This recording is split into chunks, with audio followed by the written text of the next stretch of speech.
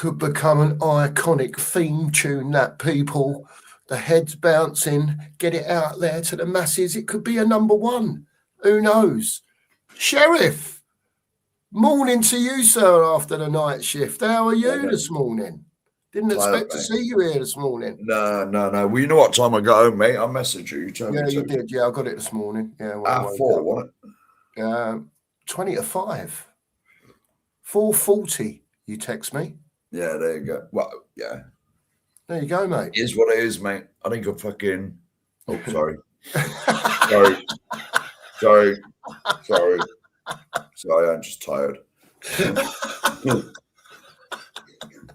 be honest, mate, I thought we were still backstage.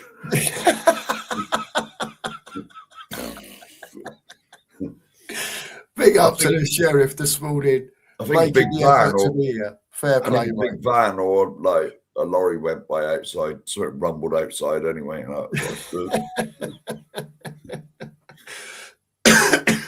Big up to you, Sheriff. Well done for being here, mate. That's I had to be, mate.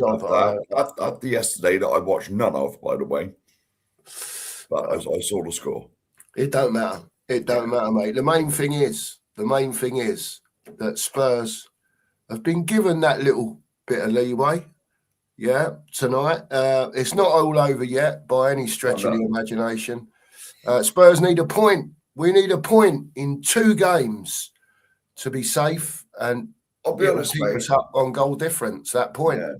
I'll be honest, mate. If we can't do that, then we deserve to get relegated. Well, I'm assuming that West Ham beat Leeds, by the way, when I say that. But there's no. If West Ham did manage to beat Leeds and we got a point out of one of the 2 games, I'll make it clearer because I didn't make that very clear. Then we stay up on goal difference. There you go. So, Sheriff, a point against Chelsea, a point against Everton. Surely, De Zerbi, 8 points in 4 games. Surely we can get a point, Mark. Surely. God, Buddha, whoever the others are, I just named 3. I don't even know any. All of them. Just praise all of them. All of them, mate. Eh? Yeah. If we can't get a point in the next 2 games, we deserve to go down. Seeing as we know that plain and simple as well. Go to Chelsea Tuesday and stink the place out. It's right. It's right, isn't it? For the watch along tomorrow night, mate, I want to sit here and watch the most boring game ever. You won't even be saying much. Oh, he's kicked out again. Oh, look, he's kicked out the ground. all the dark arts I want to see. Yeah. Rolling about injured, as long as I don't add like 30 minutes on at the end or nothing, but as much as you can get away with. Stink it out and really roll the Chelsea lot up. That's it, mate, isn't it? Or we could just go the other way, Sheriff. Just kick off, go and score straight away within 10 seconds, be 1-0 up, and then stink the place out. That'll do, won't it? That'll do even better, mate. We'll take that. But can you see any of our strikers scoring? Not with any confidence, Mark. No, I can't. If I was Tottenham, I'd have 10 men and a bricklayer. A brick? Getting brick in the goal in. I don't think that the people in control will allow you to brick the goal up, Mark. Really? Obviously, so it don't take so long. Use breeze blocks. So like 4 times the size and less, or what's he like? Breeze block the goal up so we don't get beat. Anything, mate. Anything. Play 10 defenders. I'm all in favour of that. 3 goalkeepers. I've just got to click on this comment. We'll go back to the top, right, in a minute. But just with what you're talking about, right? So Pete says, stick the place out, Sheriff. So business as usual. Wow, yeah. What a wow. Hang on. Wow. Yeah. Yes. Yes, I get that. But look, in the Villa game, we were very good. Very good. We was good in the Villa game. Let's say a few hellos. And I've promised we'll stick the link in this morning after we've said a few hellos. So we will do that, by the way. Yeah. Big up to Kate. Well, Sheriff, if he is up, He's up, Kate. Hang on, Kate. There we go. Early 4 hours sleep and he's up. First one in this morning, Kate. Morning, and Sheriff is up. Good morning, my handsomes. Hope you are well after Newcastle win. I'm buzzing. Buzzing, Kate. Just wish we got half their players. The weather in Sheffield is 6 degrees and dull as dishwater. What I will say is, Kate, I've watched the weather this morning, and today, lots of showers. Tonight, I think it's tonight, there's a mass thing coming in from Ireland, and there's going to be a lot of rain overnight tonight, apparently, up in the north anyway, Manchester area. So it was raining last night where I was, mate, but at the moment, cloudy. Yeah, we've had a bit of rain overnight as well, to be fair. Yeah, it's not very bright here at all, to be honest with you. No, it's not bright here either, mate. Is what it is at the end of the day. It was much brighter last night when, to be fair, everyone was saying, "Oh, will Newcastle turn up?" And so forth. I've got to be honest and say, I thought West Ham fought as well as such, Mark. Do you know what I mean? Obviously, Newcastle were a better team, took their chances. West Ham made some mistakes, but there were some saucy tackles flying in right up to the death. Players on both sides getting stuck in. Do you know what I mean? Well, West Ham are scrapping for their lives, aren't right? And I've already said West Ham have got fight in them. Yeah. Whether that's good enough or not, it don't look like it. But no, I get that. But anyway, but Newcastle turned up, Mark. To be fair, you know, there weren't no shirking or anything like that. They had a right go, Newcastle. Well, it's like, I think I said this, or one of us said it on one of the shows. Eddie Howe's been under pressure, hasn't he? A lot of Newcastle want him out. You know, and plus it was our last home game. Every club likes to win the last home game, don't they? Yeah. So and Kieran Trippier playing his last game yesterday. Tripp's playing his last game. And so with that, they can do the lap of appreciation, whatever they call it these days. Yeah. And I'll tell you a funny story about yesterday. Some of the blokes I was working with, I actually recognised some of them. Because when I was with the other depot, and I told you I was on a dual carriageway, 5 minutes from my house. Yeah. What they did, it was a bank holiday weekend, so they had 4 days basically that week, Monday to Friday, and they shut a lane a day. And the bloke who was out there pre-shutting the lane, like 7 o'clock in the morning, because what they were doing, they were patching, like tarmacking it along there. Yeah. There was litter picking going on. And so whatever lane was shut, they litter pick and patch the holes and the rough bits. And I thought I recognised him, and he said, "Hey, you was on the A30 with me, weren't you?" He said, "You turned up from another gang." I said, "Yeah." And someone come up to me, because we was all like having a smoke, and someone come up to me, and they said, "Oh, Everton 1-3-1. I went, "Yes," like that. He said, "Oh," and this is another one of mine. He said, "Oh yeah, I forgot you were a Spurs fan." He said, "I thought they were going down." I said, "So did I." And this other bloke come on. "Is that you pumping your fist about Tottenham winning?" And I said, "Yeah." And every time I saw him after that, I just shouted out the window at him, "Go on, you Spurs."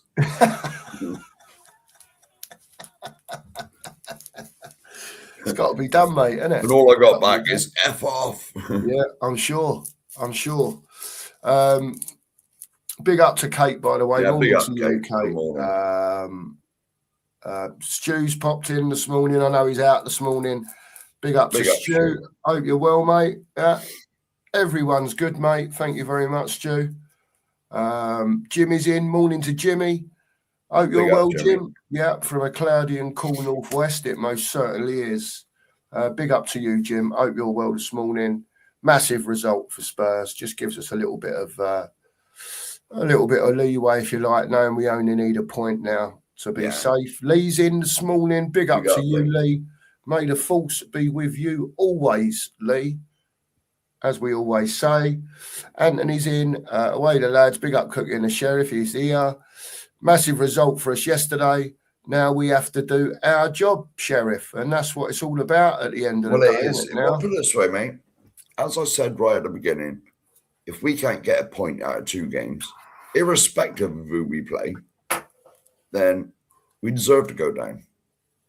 With knowing what's on the line as well, Mark. Yeah. At the end of the day now. You know, the games have run out now, 2 games left, and, you know, it's been going backwards and forwards. And now we've got to the stage where West Ham have got 1 game left and we've got 2 and we need a point. So surely, somewhere along the line, we get a point. And hopefully we get the point tomorrow night, so we ain't got to worry about it on Sunday. Well, put it this way. Honestly, I can see us out of the 2 games getting a point tomorrow night rather than the last game because we know what we're like at home. 5 wins in 2 years up to now, isn't it? Is it? It's 5, isn't it? 5 Premier League wins, in 2 seasons, more or less. Well, we've only got 1 game left, so you just won't say 2 seasons. 2 seasons, 1 game left. Yeah, it's got to change next season, Sheriff. There's no doubt about that, especially at home. Do you know what I mean? It's 2 home wins in, if I've done the maths correctly, 35 games. Yeah, at home. Yeah. What sort of joke thing is that? I think it's disgusting, Sheriff. That's terrible, mate. I think it's shocking. Bloody Yeovil are better than that, mate. And they're like down. Well, they did survive in the National League, but like my bloody local teams win more games at home than that. And for a club the size of Tottenham, it's a disgrace. Yeah, it is absolutely a disgrace. And when you're up there charging the best, one of the highest, if not the highest, ticket prices. Mate, I agree with you, mate. Totally. 80 quid a game, whatever it is for the cheap ones. Yeah. 70, 80. Yeah, about 70 quid, 65, 70 quid, if it's not a top tier game. Yeah, I was going to say, if it's an A game, it's like 100 quid, isn't it? Yeah, best part. Like your Arsenals and your Chelseas and all that stuff. Yeah. I see every year they sneakily put another one into the tier A games or tier 1. It's either A or 1, they call them. It's all about the money, mate. And they cheekily sneak, because I don't think Villa was ever, it was like a B game. Yeah, B game, yeah. I'm pretty certain they snuck that into the A list as well, no? Wouldn't surprise me, well, Sheriff. I'm surprised they don't put them all in bloody tier A, mate. Well, there you go. Maximum money. There you go. Marianne's in this morning. Big up to you, Marianne. Hope you're having a good morning this morning. And please make sure, everyone, I'll get it in early. Please make sure. I know what you think I'm going to say, but I'm not. Please make sure, everyone, to have your best day today. We never know what's round the corner. What tomorrow brings, mate. Say that again. You never know what tomorrow brings. Exactly.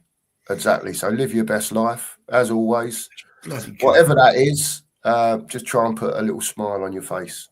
Now, Marianne as well, original YouTube member. Absolutely, she is. Absolutely. Chambers is wrong again, just like he is about Spurs. Big up, Pete. Morning to you. Good morning, Cookie. Sheriff, I assume, will be sleeping now. You couldn't be wronger, Mr. Chambers. You couldn't be more wrong. He's here. He's there. And as they say at White Hart Lane, he's every fucking where. There he is. I did say that after being on. Don't you worry about that. 4:40 he gets in from work and he's on the breakfast show. He knows. Thanks, darling. Appreciate that. Look at that. Look. 20 minutes in. Regular thing. Cup of roses coming. In the Tottenham mug. I just saw that, mate. In the Tottenham mug. This was the boys. Look, they give me this grief here. Look. Supporter. And what? Tottenham Hotspur support. Tottenham Hotspur supporters mug. And in brackets, this is not a cup. See what I mean? So that's what I have to put up with, mate, in this house. So especially United finishing 3rd this year. But who would have thought, Man United this year, after the horrors of the Europa League Cup getting beat by Tottenham last year, that Man United would be 3rd in the Premier League this year, and Tottenham, the winners, would be 17th. It's amazing what three strikers do for you, mate, isn't it? Isn't it amazing, mate, that if you've got a plan and you actually go out and open your wallets a bit and sign a few players, how quickly you can rise up the league? Plus, I think they got the right man there now. Yeah. That Michael Carrick's took them places. Yeah. I know well. a lot of the Man United channels was moaning about hammering and that. And he was he was too rigid, 5 at the back all the time. Yeah, I get it. But it is amazing that if you actually spend a bit of money and buy some half-sensible players, that you can sort of sneak up the league a little bit. A little bit. Jesus, yeah. Well, I think they're going to have Champions League football next year. Well, they're guaranteed, isn't they? And again, because they won yesterday. I watched most of that game. Yeah, 3-2. Yeah. And they're guaranteed 3rd spot now, I think. I believe they are, yeah. Yeah, they are. Yeah, I'm pretty sure they are, unless I dreamt it. Listen, I'm not a Man United supporter, but congratulations to them, mate, at the end of the day. You know, they obviously noticed that there was something severely wrong last season, and they've done what they've done, put Carrick in charge, spent a few quid on players, and they're winning football games at the end of the day. So I'm not being funny, though, but, you know, anyone would have thought Man United had won that final. Yeah. From what they'd done compared to what we'd done. What did we do? Win the final and think, oh, everything's rosy. Now let's just do piss all as usual. As usual. Yeah. There you go. Let's see who else is in.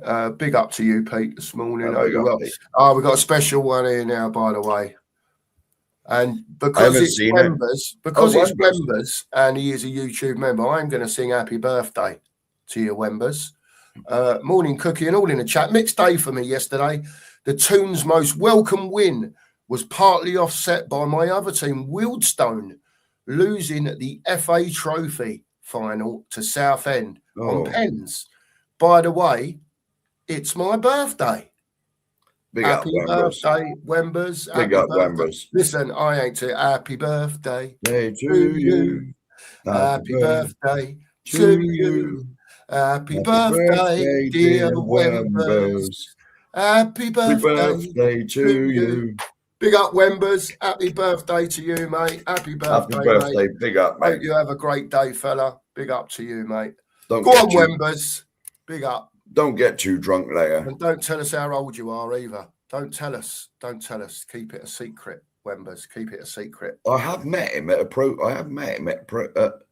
protest once, I think. I'm pretty sure it was Wembers I met. And I've no doubt next season, once the protests get back underway again, stay up or go down, we will meet Wembers again. Who knows? Certainly. Who knows? I'm sure we'll meet when they were outside it's when they were outside the club shop, mate.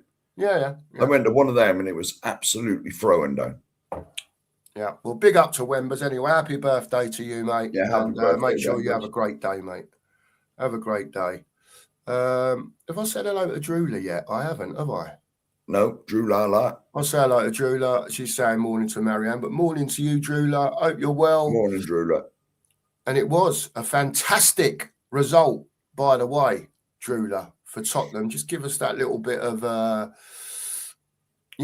breathing space, if you can call it that. It's probably not the right terminology because we still need the point, and I'd rather get it tomorrow night than having to wait until the Everton game and then everyone's shitting their pants, basically. You know what I mean? So I'd rather get it early doors. Big up to you, Rob's in, Drula. I think. Next one down, mate. Yep. Rob Belcher's put Spurs are now 9-1 to be relegated. Thoughts? To be honest with you, trust them. This is the problem, Rob. This is the problem. Do you trust them to go and get a point? Now, the ball's back in our court again. You know, a point does it for us. End of story. West Ham ain't going and beating Leeds 11-0 or whatever it is, or 12-0. Do you know what I mean? Spurs are not getting beat 6-0 by Everton, and West Ham are going and beating Leeds. I don't say that. They're not, Mark. They're not. Even I'm confident of that. They're not. So, look, the bookies make the odds for a reason. Bookies are normally right, let's be fair, but we're Tottenham fans, Rob, aren't we? And we know what Tottenham are all about at the end of the day. like Mark says, if we can't get a point, it don't matter who we're playing. We could be playing Liverpool and Man United, right? Whoever, Liverpool and Arsenal, I don't care. Whoever it is, if we can't go and get 1 point now in 180 minutes to go and secure our Premier League status, then as proved for most of the season, Rob, they deserve everything that they get. Now, Sorry I believe to say it like that as a Spurs fan, but they do, mate. They do. I believe that Rob, I'm sure this is the one, I think you live in Bridport, mate. Yeah. I think I was right by. If you come up wherever end of town it is, towards the A35, mate, past that compound where the traffic people are in. Yeah. And come out there, you'll see all the barrier that I laid. I didn't lay it. But he was there. He was there. I was there. I was part of the road closure. I'm pretty sure you're. If it's not you, I apologise, but I'm pretty sure you live in Bridport, which is literally 40 minutes for me.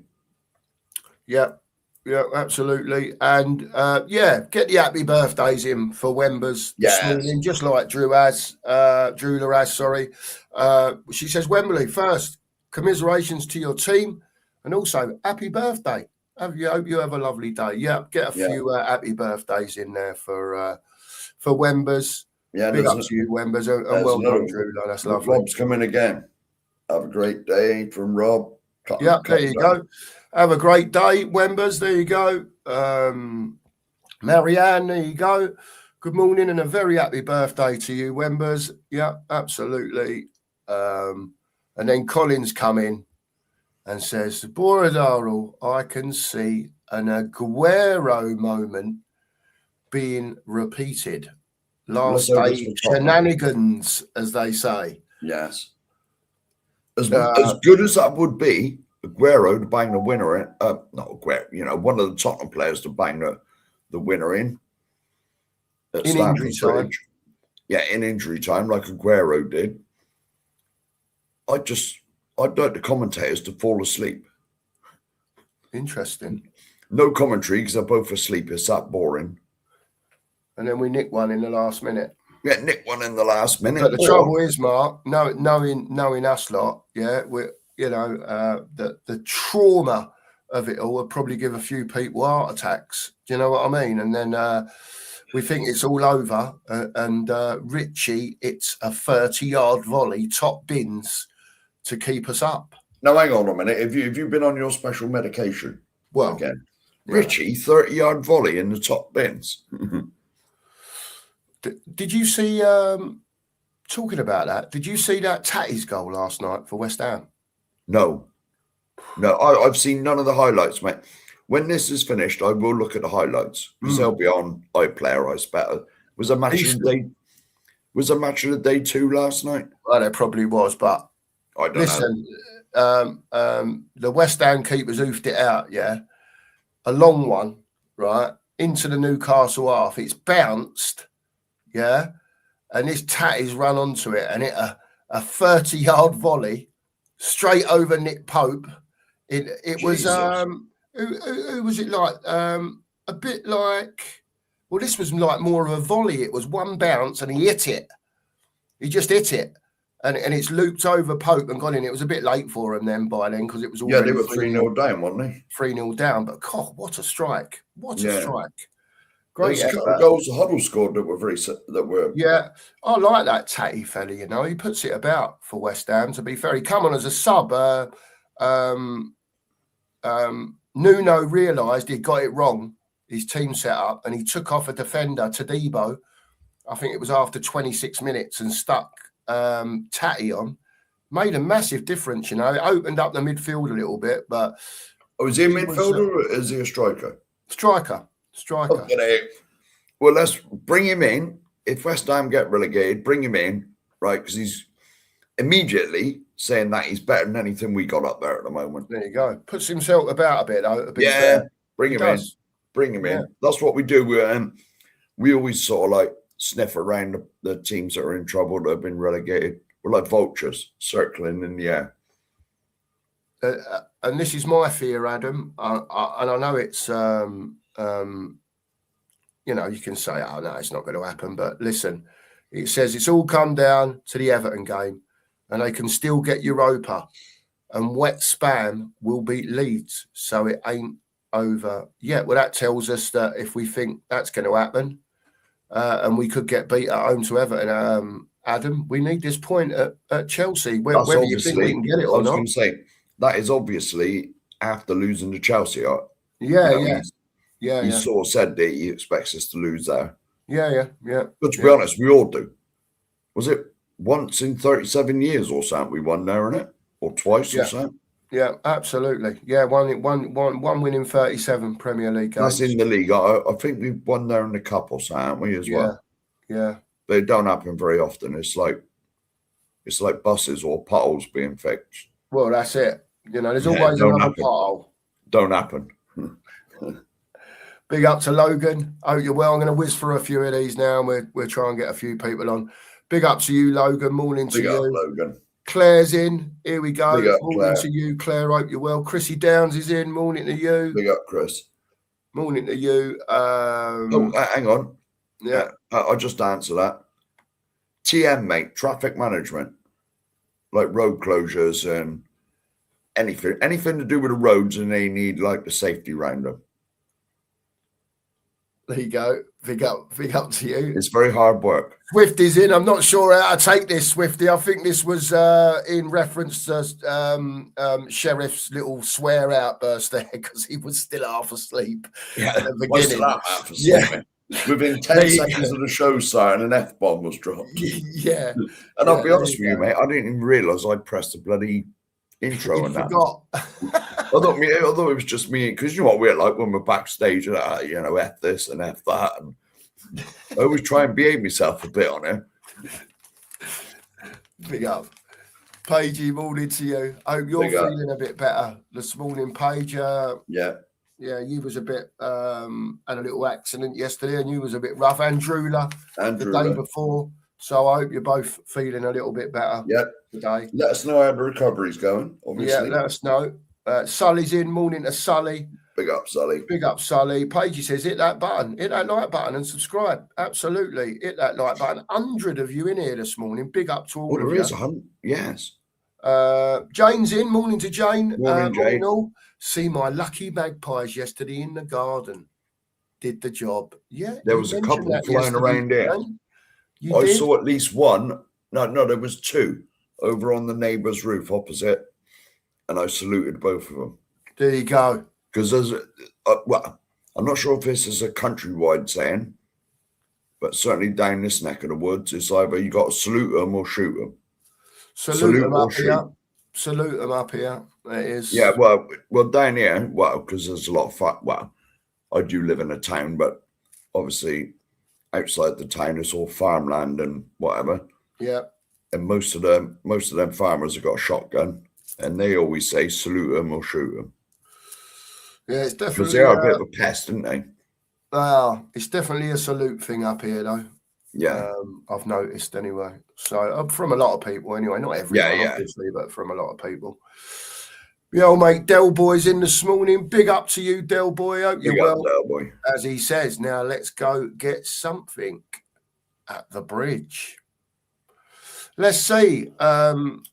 We'll keep going. Mr. Taylor's in. Morning to you, Mark. Brother Mark Army. Big up, Mark Army. Lee says, that new tune reminds me of Twisted Sister, 80s rock legends. Ooh. Finger Red #1. There you go. Listen, mate. I told Nige, right, I kept it a secret from Sheriff, but I told Nige, this is what I want, Nige. Can you do it? I didn't badger him about it. I just left him with it. 3 weeks later, that's what he's come up with. What a tune, by the way. What a tune. Well, I believe you must have said to him, get Mabs's picture in there just to keep him happy. Look, he knew, Sheriff. He knew. Don't worry about that. He knows that Mabs has got to be in the picture, mate. It's simple as that. There's some proper ledges in that rundown of players, by the way. We have named them all, haven't we? Yes, we have. Yeah, we've named a lot. You invited me backstage, and you sent it to me and you said, promise me on your life you do not listen to it until I get in there. That's it. I did. And I didn't. I promise. I see the smile on his face though when it came on. I did see the smile on his face when it came on. What a tune. There you go. Well, I believe we listened to it about 20 times, mate. I know. It's just proper catchy, isn't it? It's just proper catchy. And every time it finished, we was like naming the players. Yeah, that's true. I think we got them all, didn't we? Yeah, well, we should do. We should do for Tottenham fans. Well, yeah. I know the only one that makes it on there twice is Hoddle, which is quite correct, in my opinion. Yeah, there you go. Big up to Mark Robinson. He's in this morning. Hope you're well, Mark. Mark Army. Part of the Mark Army, as always. Soul Boy Spurs is in the house. Big up to you. Big up, Soul Boy. I'm going Sorry, Jane, if I haven't said hello to you. I thought I did, but I might not have done it. Morning to you, Jane. Soul Boy, go on, Mark. What were you going to say? Sorry. I'm going on a Soul Week later this year, in September, in fact, in Spain. All soul music. Well, there's a bit of it, soul, rap. Depends what you're into. Where are you going, Benners? It's in Spain somewhere. I'm not sure where it is. There's like this, just a soul week. Goes on all week. They do a soul week in Benidorm. It's not Benidorm we're going. My mate sorted it out. And he likes his soul music. Yeah, I don't mind a bit of soul. Yeah, soul's all right. Don't mind a bit of that. So, Rafa, I think it's September. Yeah, September, happy days. You still have your tan from Portugal, mate. Robbo says, this is a better escape than even a Harry Houdini could ever do. Come on, you Spurs, he says. Eddie's in, big up to you. Eddie says, brilliant commentary last night, Cookie. I enjoyed it, mate. I enjoyed it. We're going to try and make even the Spurs ones a bit more oomph to them, if you know what I mean. So, well, I know I did jump on at half-time, but as soon as I come on, the boss of the whole bloody thing come over and started speaking to me. So I didn't even get a chance to say anything. No, I saw you disappeared, Sharpish. So I guessed that someone had come over and said. So I even had 5G the whole night. 5G on the phone. Deep joy. All night. Deep joy. Just on this note, just on this note, while I've got it in my head, Eddie, don't forget, Eddie, and everyone who's in here, tomorrow night, Tottenham, Chelsea, watch along from the bridge. We'll be here giving it the large, hoping we get that point. Hoping. Fingers crossed. Fingers crossed. Big up to Rodney. Hope you're well, Rodney, this morning. Colin Jones is in. Big up to you, Colin. Hope you're well. All boxed up's in this morning. Big up to you, all boxed up. Hope you're well, mate. Big up to you. And Mr. Barton, haven't seen him this weekend. I've got no doubt Joey was out on a special one this weekend. Big up to you, Joe. Hope you're well. Anyone thinking our survival is now nailed on? I've only been watching Spurs 5 minutes. Cost me a chunk of dodo that game, but was worth the loss. Yeah. There you go. He put 200 notes on us going down, didn't he? Just so we could get some back. Yeah. Well, it was on Summit, wasn't it? To do with us. But I can't remember the exact. So even if he did go down, he was going to win. Yeah. He said if Spurs go down, I'm going to win anyway, one way or the other. So he said he might as well make some money out of it. But there you go, Joe. Big up to you, mate. Hope you're well. Nigel's in. He says, big up, Cookie and Sheriff. I might hop on in a bit if I'm home in time. Well, we haven't put the link in yet because we've been gassing. Yeah. But, Nigel's give another couple of minutes. We're just getting to the bottom of the chat. I'll send it to him privately if you want. Well, you can do, yeah. Just send it to him, mate, and he's got it then. He can jump on. Here we go. Kai's in 29 here today. The Geordie's done us proud. Almost feel sorry for the Hammers. 29. He's obviously not in the UK then. Got to be in Australia or something. Ain't 29 like nowhere over here, mate. If you had every place. I might have said Kai, but it might be Cal. Sorry if I said that wrong, Cal. My eyes are shocking even with these on. There you go. But yeah, they got it done and they've helped us out, mate. And I wish I had your weather. That's all I can say. I love that. It's meant the forecast. Is it this weekend coming? Yeah, it's meant to be 26, 27. Yeah. Next week. It's meant to be scorch out. Building on up through the week. It's meant to be very warm. Very warm. All boxed up says, as it stands, both Spurs and West Ham still have it all to do. I think West Ham have got a bit more to do than us.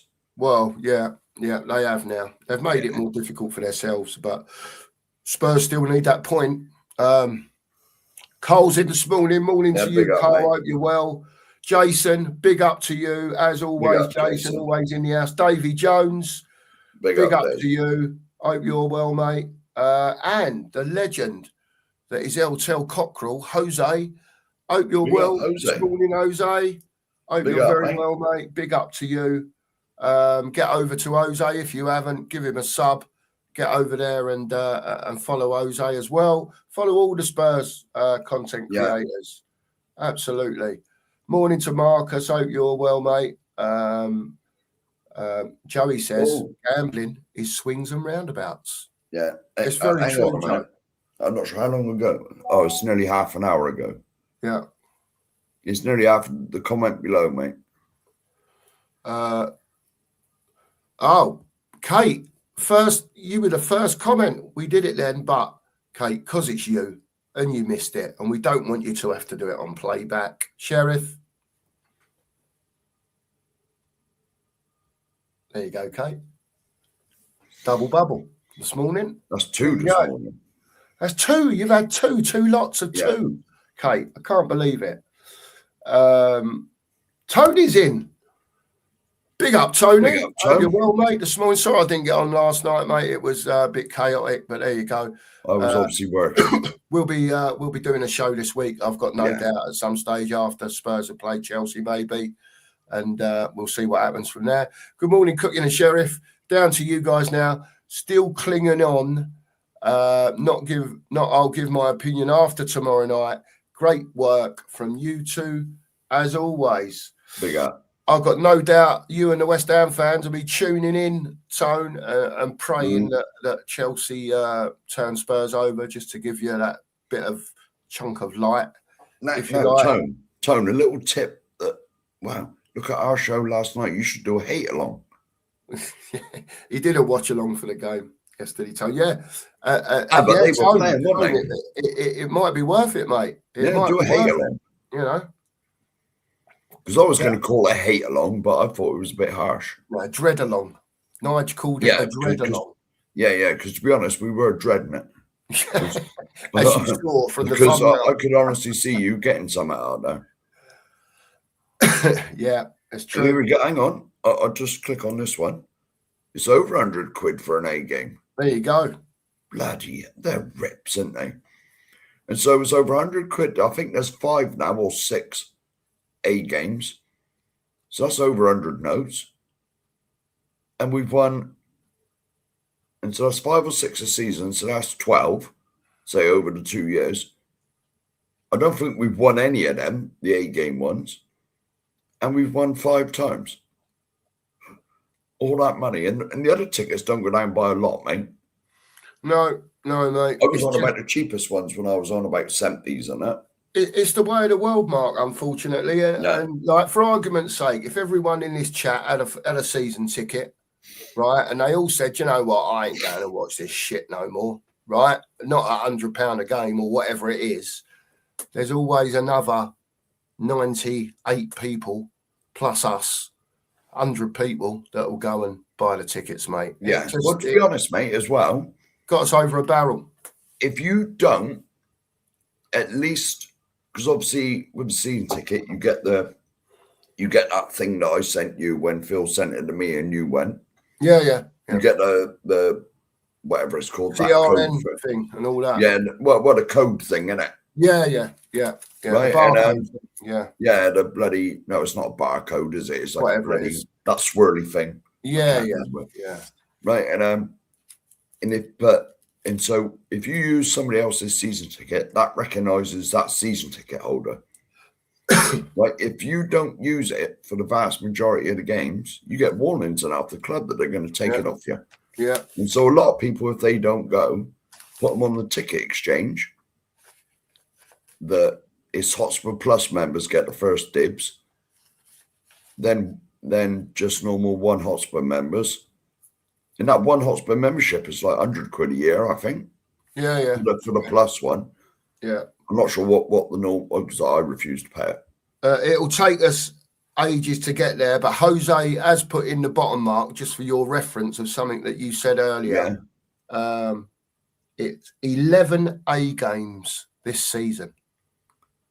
Shit the bed.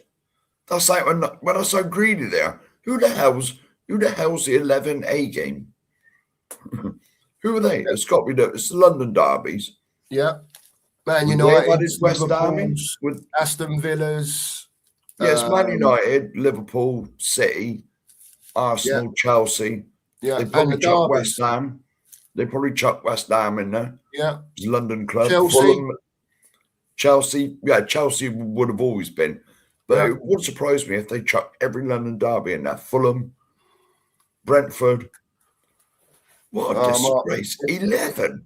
It's all about the money, mate. We've been saying it for ages, mate. But if you follow something at the end of the day, and Tottenham's your team, right? If you can afford to pay it, you'll pay it. It's as simple as that, because you want to go and watch your football team. But however bad it is, however good it is, if you support your team and you want to go every other week or 10 times a season or whatever it is, if you can get a ticket to go, then fair play, mate. It's your football team at the end of the day. And again, we come down to this things talking about you can't protest if you go and watch your football club. Yeah, you fucking can. Yeah, you do both. Of course you can. You do both. Of course you can. Absolutely. Just because you're going to watch a game, it don't mean you're happy with what's going on in there. No.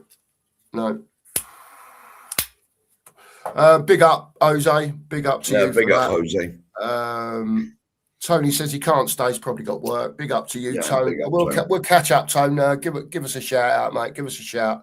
Give us a text, and we'll get up. Let's whiz through a few of these now. Tom Kingham. Big up to you, Tom. Big up, mate. Hope you're well this morning, mate. Who else is in? Because you're all saying hello to each other. Machina Joe's in. Big up to you, Machina Joe. Hope you're well this morning, mate. He reckons that if Everton are so bad at the moment that if there'd have been a few more games, they could have ended up dropping down into the. I think they're about 10th at the moment, and something like that. 9th or 10th, something like that. But I know Machina Joe's been saying for a few weeks now Everton have not been very good. So let's see. Let's see what happens. He says Spurs can't possibly bottle it. Never say never, Joe. Never say never when it comes to Tottenham. Honestly, no. I just want us to get the point and it's done, mate. All right, and then we can just all move on. Yeah, we can enjoy the watch along at the weekend for what it's worth against Everton. Last game of the season. If they win, they win. If they don't, they don't. They've got the point and they're up.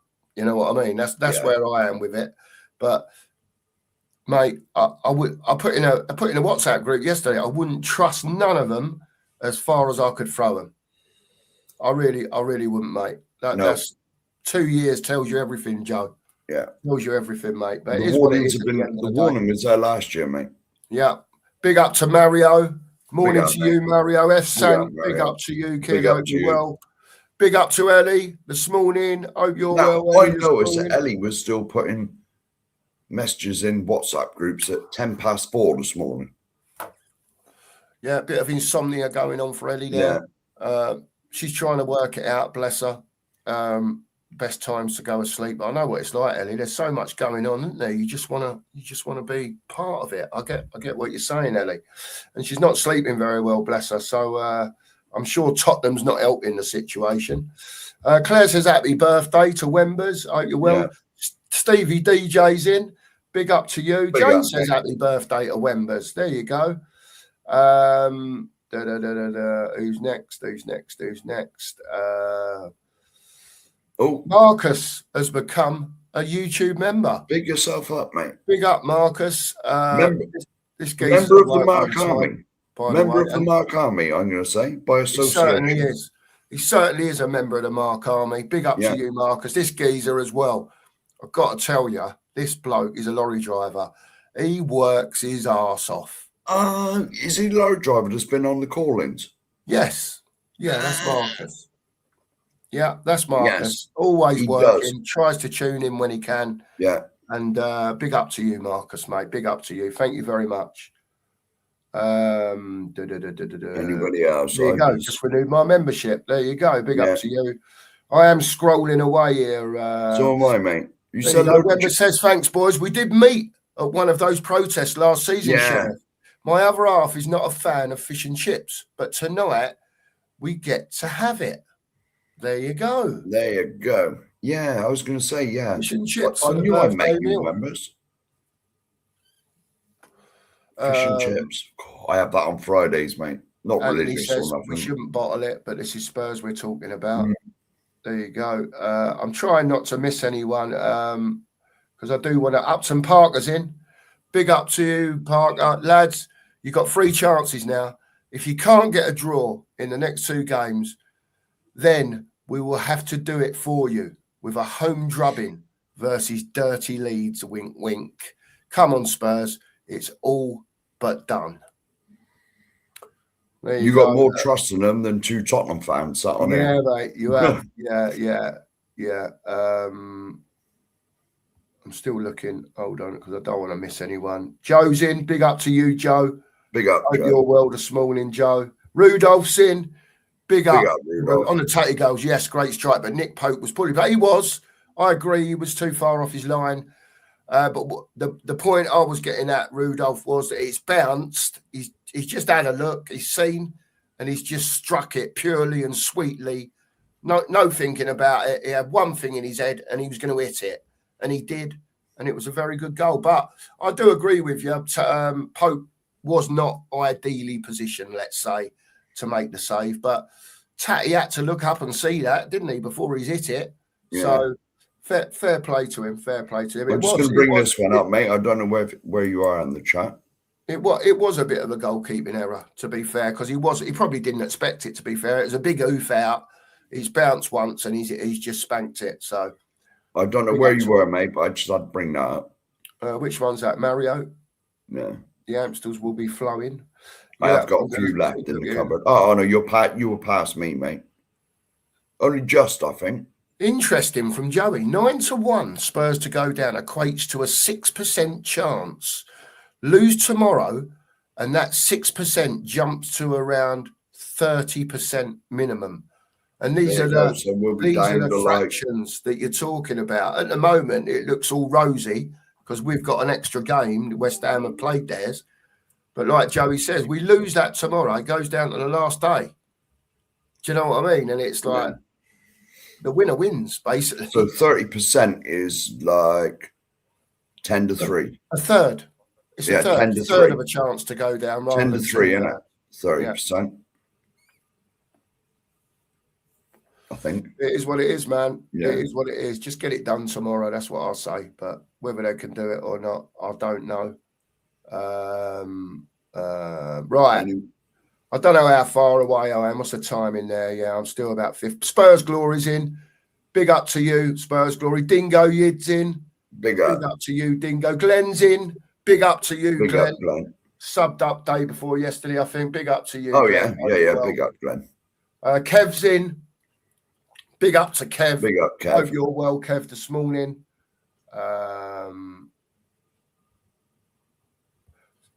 Oza says people put him on the exchange have gone unsold because of the poor season. I can understand that. Yeah. I get that. And you are spot on, Ellie. Portugal are waiting. There's 3 Spurs Musketeers, the Cookmeister, the Sheriff, and Ninja Nige. Oh, I like that, Ellie. Ninja Nige. Like it. I was going to say, it's probably good. It's going to be more like Last of the Summer Wine, I think. Yeah. There you go. Glenn says, I don't like it when fans compare football clubs to supermarkets as customers.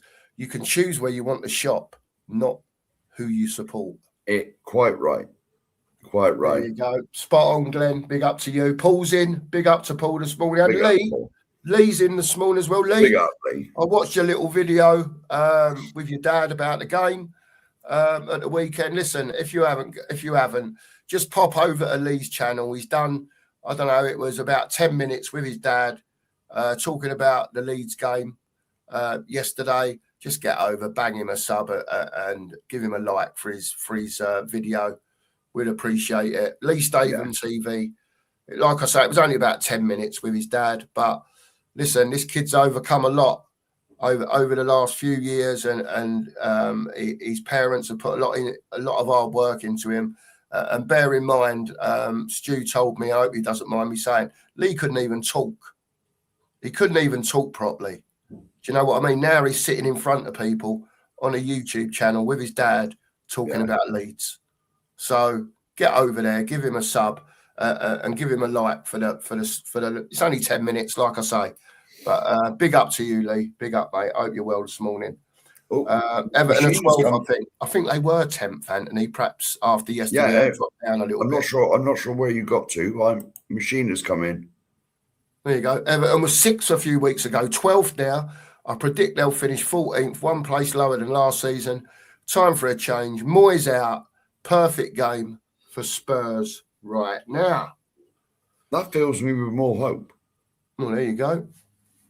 There you go. Let's see. Yeah, and Ellie's right. Give the West Ham lads a sub too. They've become friends of the channel. They absolutely have. Love Tony, to be fair. Big up to Tony. Get over to Adams Football TV. Great lads. There you go. I'll leave that one with Sheriff. Yeah, he'll sort that out for you, Marcus. You've got to message Mark. Is it 244? Yeah. Email Mark with your phone number, because don't go putting your phone number in here, mate. We wouldn't expect that. You can go to the bio, Marcus. Go to the bio in the thing, and the email there just saves me putting it in again. Go to the email in the bio. Click on that. Just leave a message. That's my email. Put your number in there. Email Cookie. Pass it on to Sheriff, and he'll add you. Email Cookie. Well, you can add him in now as well, mate. Yeah, I'll sort it out as well if you email. Well, or pass it on to me and I'll add him on in. Yeah. Ellie's dead for 7 years. Hardly any sleep. Staying alive still.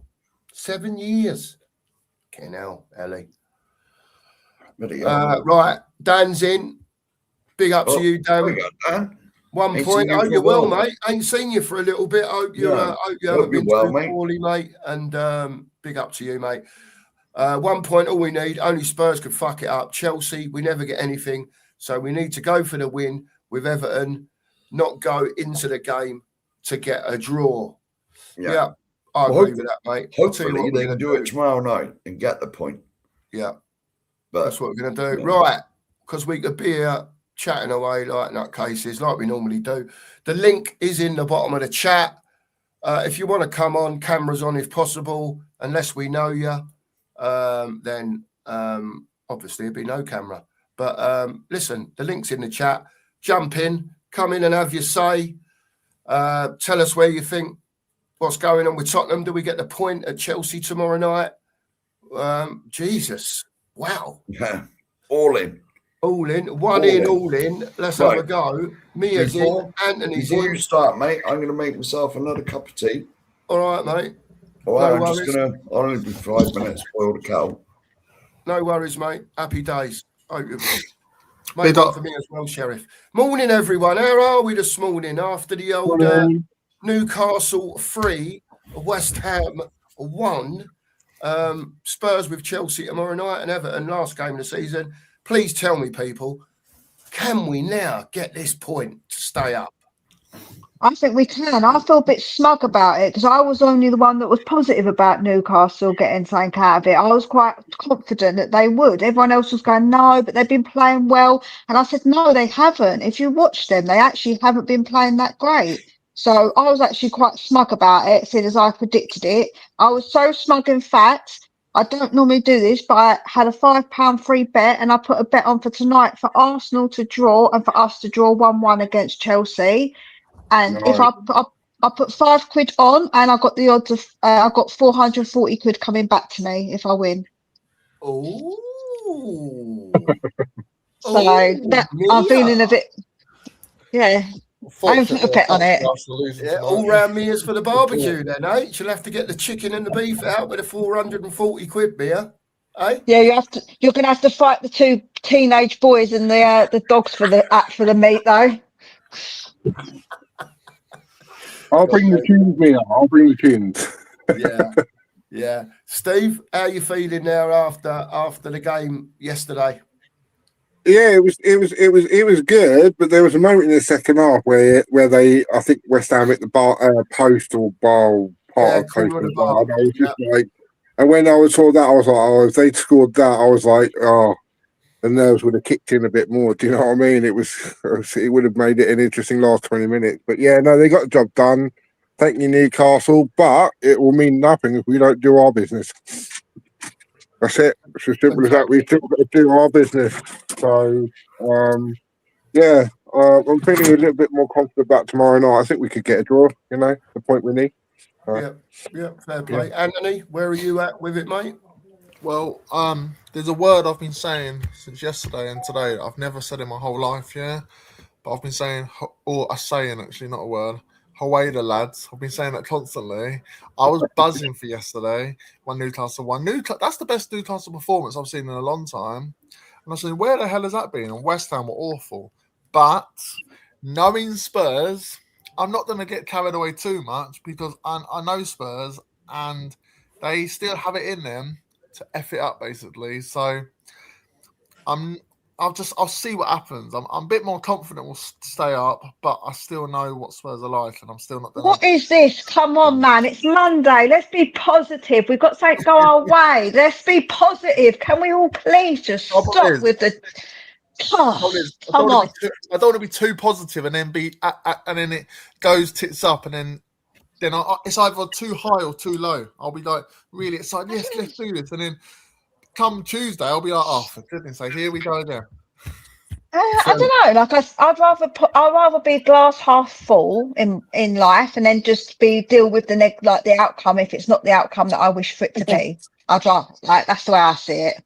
Spurs have done this to me, Mia. Spurs have done this to me. I just know exactly what they're like. I get it. I supported Tottenham for about as long as probably you have, but I mean, I try and be on the positive side slightly. Get round Anthony's house and sort him out.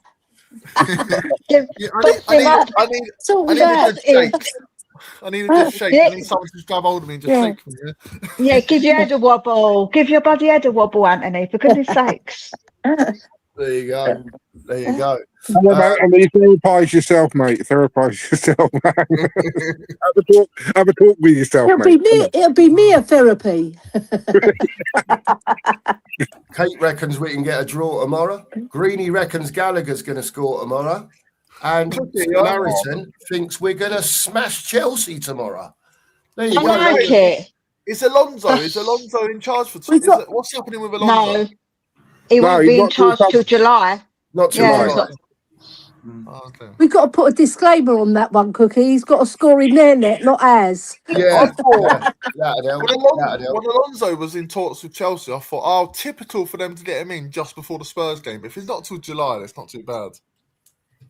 Well, do they get the lift of him actually coming in, though, even though he's not on the bench? Those players, this is the worst Chelsea side in a long time. Those players act like they don't even want to be there, don't they? So... Well, yeah, there is that. Joe says, bottling it from here would be nothing short of disgraceful from the Spurs players.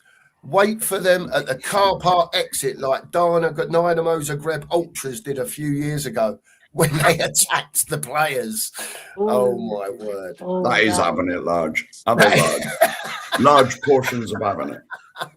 To be honest, Tricky, even if we do stay up here, we should all meet up and just take the players to the airport and tell them to effing do one.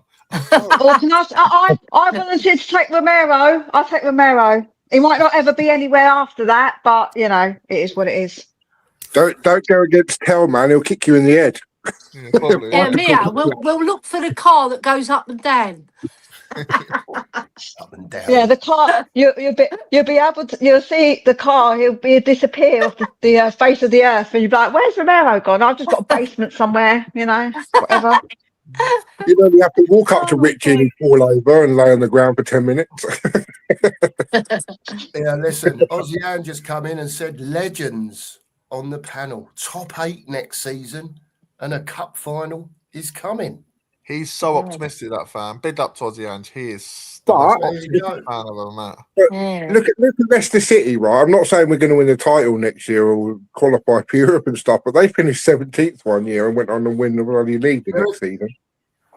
Come on, Oh, let's do it. But you got to remember, we're owned by Enoch. We are owned by Enoch, though. So Yeah, I know we're owned by Enoch, but We've come close under Enoch. We've come close twice, and some people said we didn't even challenge. But how can you say we didn't challenge when we were up there all season? We were more or never less? top though that Leicester No, season, were we? no, we weren't. But we were challenging, weren't we? It's wrong to say we weren't challenging. And the 'cause year we after. were. That In my Leicester opinion. season was just a fluke season. Every time Well, Leicester were winning, weren't they? They were top of the league. Yeah, they were winning And 1-0. we were winning games, but they just kept winning their games. And I was Then thinking, 2 seasons, you had the Leicester one and the Chelsea one, yeah. right? Yeah. Neither of them teams were in Europe. Obviously, Leicester know. weren't. Chelsea finished 10th the year Leicester won it, so they weren't in it either. And both of them teams, I think, got knocked out of the cups relatively early. So all they had basically was one game a week league games. Of course, we were in the Champions League both years. Yeah. And it cost us when our players started getting cropped and pulling muscles. And I mean, to be honest, a bit of investment from Enoch, we would have won both of them. Yeah. I'm convinced of it. You're right. Goddamn bloody Enoch wanting top 4 to get the money, Yeah, eh? that's all they were interested in. Just get us Champions League money. We ain't got to put nothing in. And don't forget also Poch with his I think that cups make egos, and he said that more recently as well. So he obviously didn't take cups seriously either. So just saying, I was on just about putting that out. There was nothing to do with cups, and that me. I was on about us winning the league. But that's when we had Poch. We had Poch when we were going for the league, innit? So we could have won cups in that time, but he didn't take them seriously. Yeah, but we got 2 domestic cups with him, didn't we? We got to 2 domestic cup finals with Poch, but we lost them both, unfortunately. Yeah, it would have been leagues, wouldn't it? We ain't been in the FA Cup since 1991. But he wasn't too bothered about the FA Cup and the League Cup. No. He even said, come out and said he'd that's rather win true. the Premier League than the Champions League. Yeah, That's but what I just he wanted to go for the bigger prizes, didn't he? But the point, it backfired on us because we never ended up with a trophy at all. Exactly. Yeah. That's why I don't think those cups should be dismissed. I always say this: those cups should not be dismissed. Because look at Pep this season; he's won 2. I think he doesn't take those seriously. He's won everything, but he still wants to take those cups seriously, man. In fairness, though, Enoch would have told him that because winning the League Cup and the FA Cup. No. I want to correct you because he just said that in the recent interview. He said exactly the same sort of thing about cups building, not quite cups build egos, but he said the exact same thing that came out of his mouth with no Enoch. So that is not true. Well, he's not allowed to talk about Enoch, but you no, can't but tell that's me. still his opinion. That's still his opinion, though. If that's still his opinion, hang on. Come on, man. Hang on a minute. Enoch would have told him, get us top 4 for the 50, 60 million, whatever it is. Man City, you only got about 2 million quid for winning the FA Cup. But hold up a second. He's still saying that now with no Enoch. So obviously that is his opinion, regardless. That is his opinion. Was on him for years, Mia. Gagging orders. If there's gagging orders, you wouldn't have seen Ange come out and say what he said and actually Poch what he said slightly as well. There's no way there's gagging orders because they wouldn't have let them speak like that. They signed. Come on, stop trying to make it so everything about Poch is absolutely perfect, and it wasn't anything to do with some of what he. But some of what he did made a mistake. He said cups build egos. He did not take cups seriously because he wanted to win the bigger prizes. Those are the facts. That is true. Oh, I know it's the facts, but Enoch have got to take a lot of responsibility as well. Because I'm not saying they don't. Top 4. I'm not saying they don't, but his opinion still remained the same. So he was in alignment with them, which is not what I don't think that's good. I think we should want to win cups because I think it's important to do so. That's coming just back, coming back to the Pep bit, right? About wanting to win everything. With Pep, right? He has been backed. Yeah, he's been backed to the hill, hasn't he? And he's got every single player probably that he wanted. And because he was winning things early doors, because his first trophy was the League Cup. It wasn't a big prize. So Pep has shown the way to do it, and his board have backed him, right? Whereas our board, they don't back managers. They've never done it. All right. No. And I agree with you both in two different ways. Yeah, you both are right. And Mia saying that Potch said that after, she's right as well. Yeah, because he has said it. So you're both right in two different ways, if you know what I mean. Yeah, but like the thing is with Man City, though, is they got multi-billionaire owners and money don't matter to them. Every penny matters to Enoch. Every single penny. Every single penny. And Potch was told top four. You know what I did? I'm not trying to look at what they've done to Jose Mourinho. I wasn't trying to deny. I wasn't trying to deny that, Sheriff, but what I was trying to say is that actually Potch was aligned with that, with what he said, because he has stated that as well. So he was aligned with that point of view of that he wanted the bigger prizes and top four. So he was aligned with that. So you can't deny that he actually went along with it because obviously he agreed. He was aligned to what Enoch wanted. Do you know what as well, right? He had all Bill Nicholson's quotes put up, and the most famous Bill Nicholson quote is about aiming high, and in aiming high there's an echo of glory, right? And I think with Potch, he wanted to bring back the ethos of Spurs. Yeah, we go for higher prizes, and Enoch did have a say in it as well, because we know, right, that they wanted top four, right, for the prize money, right? Because when you win the FA Cup and the League Cup, it's very prestigious for us fans. We love it, especially the FA Cup, because it's got history, whereas the League Cup started in the 1960s, but the FA Cup goes back in the day, right? And it was like a glorious day. Like I said the other day, it was like winning the league in a way, because it was so much prestige, and it went all around the world. Every country around the world watched the FA Cup. So I'll get both of your points, right? And I just wanted to bring some balance, because you know when we're going at each other, it's because we're passionate, right? That's all it is. It's just passion. So I praise you both for standing your grounds and, you know, putting your points across.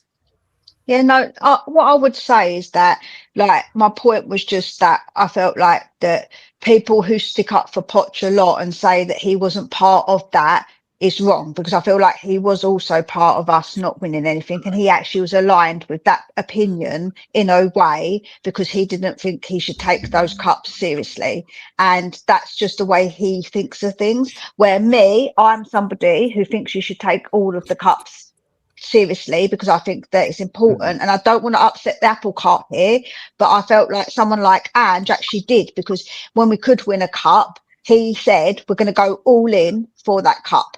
And although people might not agree with that, I felt like he knew how important it was for us to actually win something, and winning anything at that point, we just needed to win something. And whilst he might not have been whilst he wasn't the best manager, and people can say he wasn't the best, and I get it, but he did actually have that ethos of trying to win us something, which was what Tottenham was about. And that was, we have been a cup team, but all our, pretty much. To be honest, like after the stadium was built, top four was not important anymore, because the money was rolling in. And so, and plus, like, we very nearly got relegated. So why not? Look at it this way. Morning, Dan, by the way. Morning. Mate. Big up, Dan. Morning, Dan. Morning. Look at it Nice this way, to yeah? see ya. Nice to see you all too. What did winning that cup actually do for Spurs, except nothing bad? It done one good thing for us. It broke our cup issue, yeah? But what it actually did, in my opinion, and I've done shows on it and warned people about it before, is it just sugarcoated the whole piece of crap that Spurs are actually in. It didn't just put wallpaper over cracks in the wall. It put wallpaper over bullet holes in the wall. And a lot of fans were gullible enough to think we're Tottenham, we've won something, that's all that matters. They didn't look at the transfers we made. They didn't look at the way the club was used. It doesn't matter. We've won something. We're in the Champions League, and just ignorance is bliss to a lot of people, and some people just really didn't get it. Winning that cup for me was probably the worst thing that could have ever happened to us at that time, because it put everyone in such a positive side of it. You went from this thing that I call toxic positive, because if there's toxic negative, there's got to be toxic positive. And when you're too positive about something, that can do you just as much damage, if not more damage, than the other side, because you then start ignoring the problems, putting them under a pillar, and they don't go away. And lo and behold, we're in a relegation battle again. The other thing when it comes to cups, the problem is with it now. What does the FA Cup and the League Cup actually mean, apart from you get into a European place? It's pretty much irrelevant these days. It don't mean much money-wise, does it, Dan? Exactly. If you look on this on a realistic manner, yes, we want to win things. But let's say we've got an owner who wants to take us places next season, yeah? Who wants to get something with his club. Where is he going to get further with a club? 4 years finishing top 4, top 5 and getting in the Champions League and winning nothing? Or 4 or 5 years finishing top 7 and 4 FA Cups on the trot? What is actually going to take the club further? It's not going to be the FA Cup. No. Big clubs are not going to come to us because big players are not going to come to us because we've won the FA Cup 4 years on the trot. They're going to come to us because they want to be in the Champions League. That's all people care about now. That's all players want. Yeah. They want Champions League. They want a league. So whether you like it or not, it's pretty much a fact in the aspect of finishing top 4 for 4 years will take you further as long as the owners spend the money properly, because there's a lot more money, everything else, players more interested than winning 4 cups and not getting in the Champions League. It's sad, but it's true. The only thing I'll pull you up on a few things on that, Dan, is every time we've been in the Champions League, when have we ever actually got those players? We have not.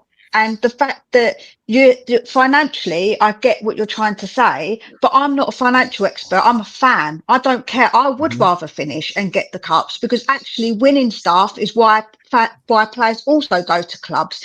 When City first started out and they had a lot of money, they weren't known as a big club to winning stuff. So they did take all the cups seriously because they knew winning stuff's important. Like getting that winning. They threw money on the table, Ellie. They went and got one of the most wanted players out and tripled his wages basically because they could. The point I'm making with all this, and if you listen to the first bit I said if we had an owner that wanted to take the club's places, you've got to get in that top 4 because that's where the money is. That's where the players want to be. Where is a top player more likely going to go? Someone who's won the FA Cup a few years on the trot but can't get in the Champions League, or someone who's been in the Champions League and won nothing? But you don't know that though, because players go to clubs for different reasons. Yeah, but not necessarily. So players, when Man United was still out, because their name is Man United, they still go there, right? So it's not actually necessarily to do with that. It's to do with the name of the club. There's loads of different reasons why players go to clubs, right? It ain't just simply just one thing. And players want to win stuff. If they go to a place where they're going to win things, they're going to see a winning mentality. So that some players do go for that. It just depends on the player. Like it ain't as black and white as, because otherwise all the players would go to the Champions League players and not go anywhere else, and they don't. They don't always go. Where do the best players go that are qualified and known?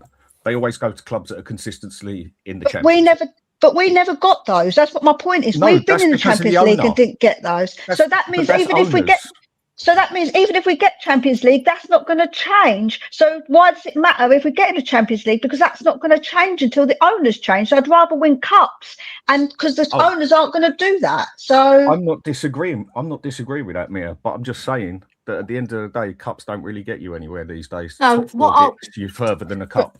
what I would say, I'd caveat it, right? Because when you think about it, right, we're still down in the pecking order. We're the sixth most successful club in England. If you want to put points on trophies, you probably put Forest and Villa because they've won the Champions League, maybe above us.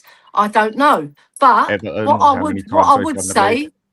Yeah, what I would say is that if we did have different owners, we're still fighting that battle behind the ones who have regularly won and been consistently winning throughout their history. So we're always going to be down in the pecking order. But I think what Dan said, we would have a better chance of progressing, because it shows, right? If you're progressing and you're making Champions League regularly, players look at that as a successful club, and they will more likely sign for you than a club that's been winning the FA Cup or the League Cup.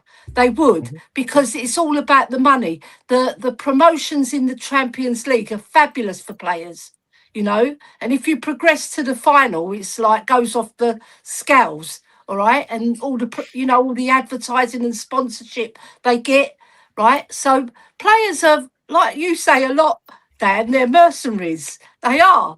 They will go to a club that's progressing and have got that winning mentality. But I agree with Mia as well, because if you start off with, like Man City did, winning the League Cup, and then they progress. Now Man City are winning absolutely everything. So But they've Ellie, cornered the market, haven't they? You're right on what you're saying, but the thing Man City did was throw the money around. Yeah. Man U only got certain players last season because they put some big money in the wages. I mean, if we're going to be honest, the name Man United doesn't mean what it did. They can't attract the same sort of players that they would have 15 years ago, 20 years ago, basically. If you actually look at the players they went for, if you would have looked at Man U 20 years ago, you would have said that was substandard players that they actually went for compared to what they used to get 20 years ago. Would we agree on that? Yeah, I would agree. But Man U are now Champions League, and they've still got the money to throw about. And Ellie's right, Mia's right in the aspect of, until we change the owners, nothing's going to change at this club. But again, my point is, you can get a club further through finishing top 4 than you can winning cups for 3 years. But what would you class as further, Dan? Because when we challenged for with Poch, everybody said that's not good enough because we didn't win anything, which I agree, because you can't just keep challenging and then not get anything from that. Like, that's the thing. You're up there and you keep challenging, but then obviously nothing progresses, and you can say that's obviously partly down to what the owners did as well. I get that. I'm not denying that, but what I'm trying to say is that people, if Arsenal say they do bottle it, if they've won nothing for 6 years, you can't say that that's not, money hasn't been put into that and they've won nothing, that's acceptable, because you've got to win something out of doing that, from doing that, and that's not. I agree, but they will still attract better players for finishing in the top 4 than they will for winning a FA Cup. Plus, basically, let me ask you this then, Mia. If you was to take over at Spurs, what would you aim for in the first 4 years? Would you aim for Spurs to get in that Champions League place and get the money in there so you can spend the money in there and attract the better players? Or would you focus on Spurs winning a League Cup? The thing is, as a fan, obviously, I'm different, because obviously I asked you as an owner. As an owner, I get it because of money, because financially you want to have that money because the money's there to spend. But like what we've said, the stadium actually provides quite a bit of money, but not all of the money. So I do get that, and I understand it from an owner's point of view, and that's where the difference is. So top 4 gets you further than cups. Yeah, it doesn't get you further. It just gets the owners more money. That's the problem, isn't it? And I'm not an owner. It's not only the money, though. It's not only the money. What it does, it progresses you, right? So when players are looking at all the clubs to go to, right? If you're progressively getting into the Champions League, they're more likely to come to you. All right. And we go up a little bit in the pecking order, and we can challenge in that pecking order, if you know what I mean, because we're a progressive club. We're doing the things that those players want. Okay, hear me out then. So why can't we do both? Why has it got to be one or the other? Well, we've never done that, because we've never really done both. It'd take years and years and years and years. So I want to just speak one more time and let everyone else talk, because I feel like I've spoken way too much. But for instance, if Everton get into, say, the Champions League one year, you're telling me that players are still going to go to Everton over us because of their one Champions League, like because they were in the Champions League once. So what I'm trying to say, that's not always how it works. We've never really done that with players. That's what my point is that we've never actually done that. We've never progressed because of the owners. And that's why I still think that I personally, as a fan, I'm not an owner, so I don't give a damn about the money. I would rather get cups because I'm not an owner, so I don't care about the I want to win fair stuff. Enough. And it's the last thing I'll say. That's the point. Fair enough, Ellie. Mia, I've had a long morning. Fair enough, Mia. All right. But then I'm the insomniac. Don't sit here and then complain that we don't spend enough money on players and we don't get the right players and we don't get good enough players. Then you can't complain about that.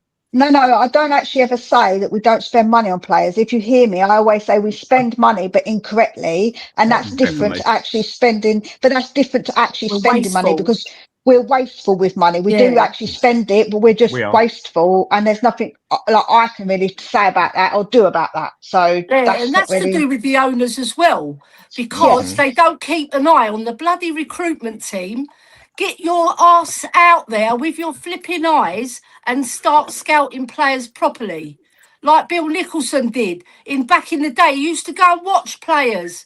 Yeah, he sent someone actually to watch Mickey Hazard so many times. And look how that worked out. Mickey Hazard was a fantastic player for us, right? But if we didn't have those eyes, they're going, data's good, yeah? Data's good, right? But it's not everything.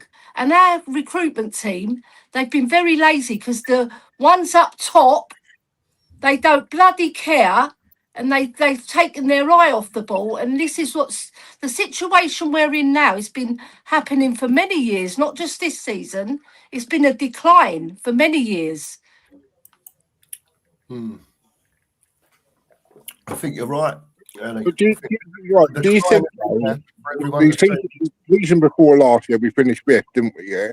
Do you think winning that Europa League last year meant more to those players in that squad than finishing fifth the season before? That's all I'm saying. It's literally like you saw what they were like last year when they won that bloody cup. What it meant to Sonny, he'd been there 10 years, and that meant more to him than finishing top four, being in the Champions League, winning that trophy. And that's why he stuck around so long. Players in the ownership are a lot different, though, Steve. Yeah. But what I'm saying to you is Sonny was there for 10 years. He'd finished top four. He'd been to Champions League finals, yeah.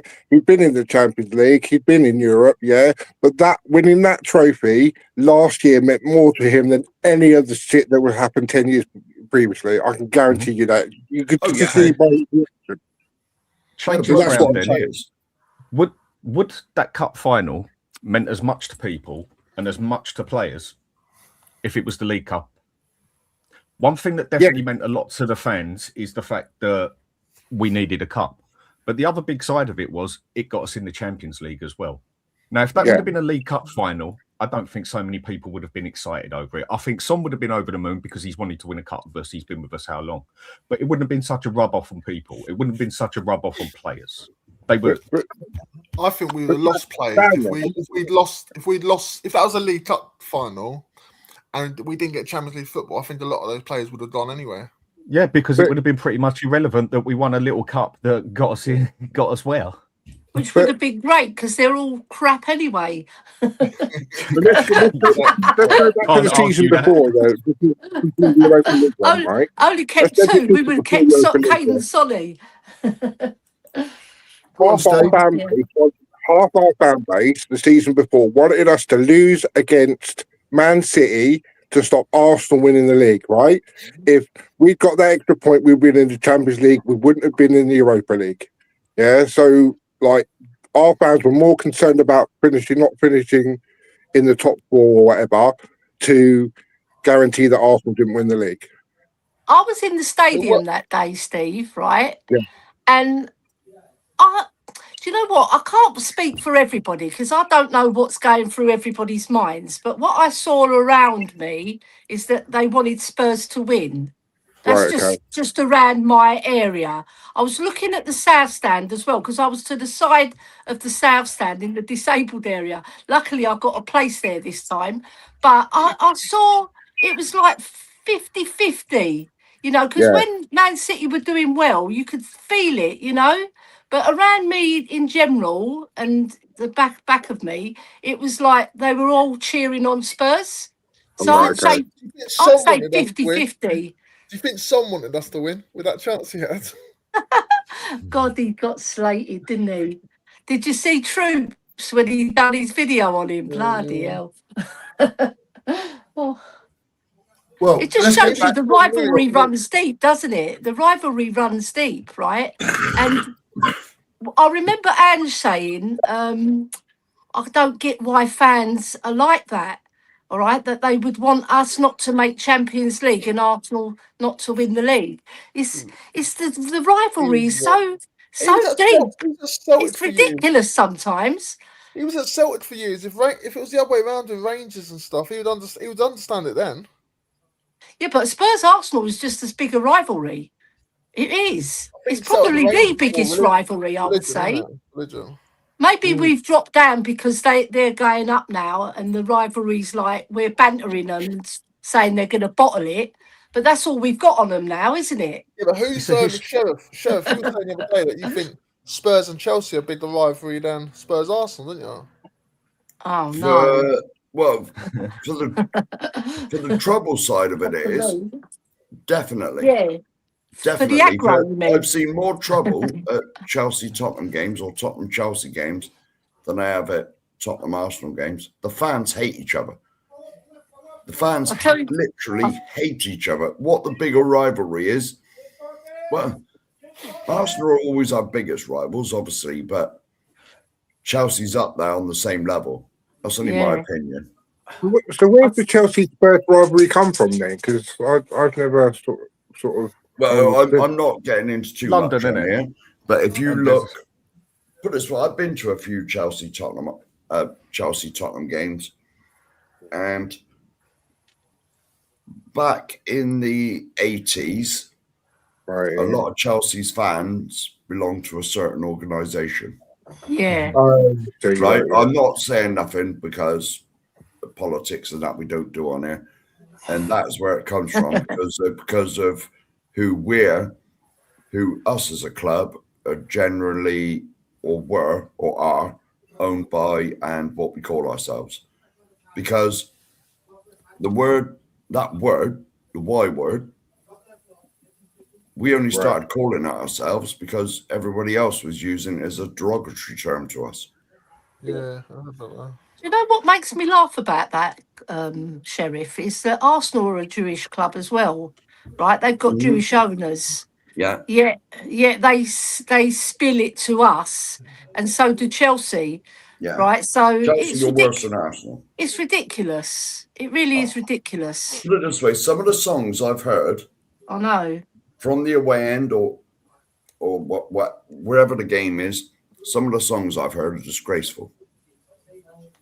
It's basically down to the area, isn't it? Yeah, and it's something that people tried having it. We are not a Jewish club. We are not a bloody religion. Yeah, the only thing we have Jewish is in a bit of a Jewish owners. That's what I mean. English owners, club. Yeah? Jewish we are owners. not a bloody Jewish club, but it is aimed at that. But Spurs done the smart way of doing it, which I think a few people need to learn in life as well, and that's just basically turn it round to almost an insult to yourself, where it shows you really don't care, because that's pretty much what we did. Yeah, we got the abuse for it, and then turned it round and said, "Yeah, fine, we quite like that. We'll call ourselves Yid Army. What are you going to call us now?" Yeah. Sort of kills the moment for the other side, and some people need to also learn to do that in life, in my opinion. And you empower the situation, isn't it, Dan? Exactly. Yeah. When it comes to confrontation and that, we are no rivalry of Chelsea or Arsenal, for God's sake. I think we was rivals to Arsenal for about 4 years. We are if anything, we are bigger rivals at this moment in time to West Ham. Now, fan rivalry is different to club rivalry, in my opinion. Now, fan rivalry, Chelsea and Arsenal are the two we've got the biggest issue with. But if you look at club rivalry, what rivalry are we to Chelsea or Arsenal. We are nothing. We are minors to them at the moment. They don't look at us and think, oh, we got to do this. It's Spurs, or bothered about Spurs. They couldn't care less. History, doesn't it? Joe, That's what I'm saying. Two types of rivalry. There's fan rivalry and there's club rivalry. Our club rivalry now with Chelsea and Arsenal is irrelevant. We've got more of a rivalry now, club rivalry with West Ham. Look at where we are. We're a rival to West Ham. They're a rival. It'll be Crystal Palace next season if we stay up, won't it? But what I would say, Dan, is that why is it then so many Arsenal fans, Chelsea fans were happy for us to get relegated? Because obviously it still means something to them. So whether you rival them in the league or not, the other part runs so deep that obviously overtakes, doesn't it? Like that part overtakes in a way, yeah. So it's not really what I'm trying to say. It doesn't. But it doesn't negate what I'm trying to say. One doesn't negate the other. So just because we're not rivaling them in the league, it doesn't mean that we're not still massive rivals to them. Because obviously, otherwise, they wouldn't want us relegated. No, it's two sides. That's exactly basically what I said there. There's the club rivalry and there's the fan rivalry. Fan, we are just as much ever against Chelsea and Arsenal and vice versa. And that club-wise, Arsenal couldn't give a toss about Spurs and what we do, and nor to Chelsea, because we are no threat to them in any manner whatsoever. Whereas West Ham, there is now more of a club rivalry because we are a threat of them going down, and vice versa. Yeah. Whereas fan rivalry will always be there between London clubs, northern clubs, and everything else. Man City and Man U, look at the rivalry between them 20, 30 years ago, everything else. It was pretty irrelevant club-wise, but it was still a big fan rivalry. And that's pretty much what Spurs are with Chelsea and Arsenal now, the way I see it. It's and more also, of a fan rivalry than club. And also, Dan, right, you know, the directors, they're all pally, you know. They're like, they go in the same circles, right? They go to polo together, golf together. That club rivalry to them is just, they just hang out together, don't they? They don't care. But the fan rivalry, I get it. Business. Right? The fan rivalry comes from years and years and years back, totally. Yeah. Isn't there staff though? Isn't there people that work at both clubs that probably work at Tottenham, that's Arsenal fans, and people that work at Arsenal are probably Tottenham fans? Yeah, that happens as well. We even have them on our board. I don't care. Isn't there someone on the Chelsea board that's a Tottenham fan or something? I heard somewhere recently or a while back. I know Sava worked at Chelsea years ago, so does that count? I heard someone important on their boards that's a Tottenham fan. That's what I heard a while back. I don't care whether whether one of our main players supports Arsenal and as soon as he gets off the pitch, puts on an Arsenal shirt on, goes watch the Arsenal game and drives off shouting Arsenal. I couldn't give a toss. As long as he scores the goals for us or does his job, that is all I care about. I know other people are a lot more sentimental with a different opinion, which everyone's entitled to. I couldn't give a toss who the manager supports. I don't care who he has a drink with. I don't care who he plays golf with, whatever. As long as they get the job done, that's all I personally care about. Whereas others, I understand they wouldn't want an Arsenal supporter as a manager or a player, whatever. Whereas I couldn't care less as long as he does the job. At the end of the day, generally comes from the fans. They were football fans before they became footballers, so there's always that chance they're going to support other clubs, aren't they? Everyone thinks. I think all fans think because they play for Spurs, they support Spurs, but they're paid to do a job at the end of the day. That's it. Yeah. Where's the sentimental in football gone? Where's the loyalty in football gone? Since what, John Terry and Steven Gerrard, basically? Tell me a player that maybe Son you could look at like that, yeah? But apart from that, that's where football is much more of a business than anything now. Yeah. Where's the sentimental side off the players? Where's the loyalty off the players like you used to see again 20 years ago? It's just, that's times have changed. It's not like that anymore. It's where the money is now. It's business. Since the players get a bit older, the clubs are like, see you later, on to the next player anyway. So you can say that about Kane though. Do you know what I mean? You can say that about Harry Kane though. He was loyal to us and then he decided that it wasn't meeting his standards. So he upped and left and went to Bayern Munich, you know? Because he wanted to win things. But most players, Steve, they stay out of loyalty because they're winning things. Like you take Bernardo Silva and De Bruyne, they wouldn't leave Man City, would they? Why would they? The only ones they'd go to if they came in from is Real Madrid because they're regular winners of the Champions League. So they're the only ones who can really prize. Like when we had Bow and Modric, the only clubs they were going to go to in England, they would go to the top 3 clubs, wouldn't they? Arsenal, Man United, or Liverpool. Modric right? would have And gone. you could put Man City and Chelsea into that bracket now. Modric almost So got that's Chelsea, 5. That's 5 clubs they've got a choice of. And then Real Madrid and Barcelona, Inter Milan, AC Milan, Bayern Munich. Yeah, there's so many clubs they can PSG. pick. Yeah, because we weren't winning. I'm not saying we would have held on to them, but we had more chance of holding on to them for a little bit longer. Yeah, the only players that I think that. Sorry. That's right. Sorry, me. I was just to say one thing quickly. I was saying we don't know about the Premier League being the best in the world, but there are certain clubs in the world like Barcelona, Real Madrid, and all them that no matter that we can't compete with those clubs. There's certain type of players will always choose those clubs over certain clubs in the Premier League. We always tend to lose those the best players in the Premier League to those clubs because it's a dream for a lot of players that don't play for them, especially Real Madrid.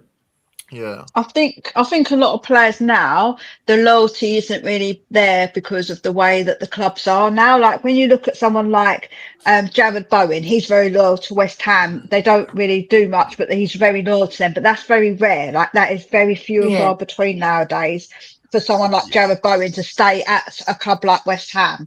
But he ain't going Chelsea or Arsenal or Real Madrid, is he? No, but my point is, Dan, he could take a slight step up, couldn't he? He could try, and he could have done that, and he didn't. But look, that is very, very few and far between nowadays because of the way that clubs are in it. Like it's not like it used to be. Because when you look at how many players, yeah, of course. Because when you look at players now, like you go into Arsenal's team, oh, he used to play at Chelsea. He used to play at Chelsea. Oh, Chelsea have got players that used to play at this club. Do you know what I mean? Like nobody's.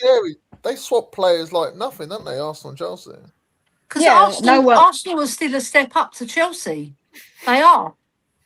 Even though Chelsea have won the Champions League twice, Arsenal are more successful than them in their whole history. At the moment, they just have to get back to that level again. And they will. The way they're going, they are. Really, history is irrelevant to me of anything longer than 4 or 5 years. So let's give an example here. In that aspect, Chelsea's history is more relevant than Arsenal's. Look what Chelsea have done in the past 20 years even. They've been, the second or most successful club in England? Club World Cup. With what you've done, right, take what we've done. We won that cup and we got in the Champions League. That could have got us something because that could have got us better players, more money to spend, whatever else, if the owners would have used it properly. Yeah. Now, 2 years later, it's going to be 2 seasons later next season. That history is totally irrelevant. What you have done in the past 5 years, 10 years, whatever, is totally irrelevant to the following season if you haven't followed it up for the past 2 years. Now, it's history for the fans, history for the club, but history for the way the football works. What you did 2 seasons ago, if you don't carry it on, is totally irrelevant. It means nothing at all if you can't take it further. There's only so far you can live on history of what you've done 15, 20 years ago. Chelsea have been consistent for 20 years. 20 years. Yeah, I know. If anything, Arsenal have been over the history a lot more inconsistent over the past 20 years than Chelsea. Well, they've won. The last league championship was 21 years ago, wasn't it? That Arsenal won, or 22 years. I think it's 21 or 22 years. 22. All right. But I get your point, right, Dan? But Arsenal still got a name, right? So players will think, do we go to Chelsea or do we go to Arsenal, right? Now it'd be Arsenal because of the history of the past 2 years. Yeah, because they've got a choice, haven't they? And also, right, they see Arsenal as a progressive club, like you said, because they are progressing, all right? They haven't got over the line yet, but they're progressing, and they're progressing Chelsea very well. Going down. Chelsea are going down. Yeah. But what I was saying is the history of a club, sometimes players who don't know about the history, that when they've got a choice between Chelsea, Man United and Arsenal, they could pick any club really. But I'll get your point about the relevance now. Yeah, the relevance as a player, now. What do you care what that club has done over the past 15 years when they've done nothing for the past 3 or 4 years, when there's blatantly a club there who might have less history than that club, but but have been in the Champions League consistently and are looking like taking it for the league and everything else. So that's what I mean by the past 20 years of that club. It's totally irrelevant. Yeah. If this other club for the past 2-3 years has been up there fighting for it and everything, and that club who have been great for 15, 20 years have been doing nothing. So again, in that aspect, history for a club is a massive thing, but history for what happens with a player in the next couple of years is totally irrelevant.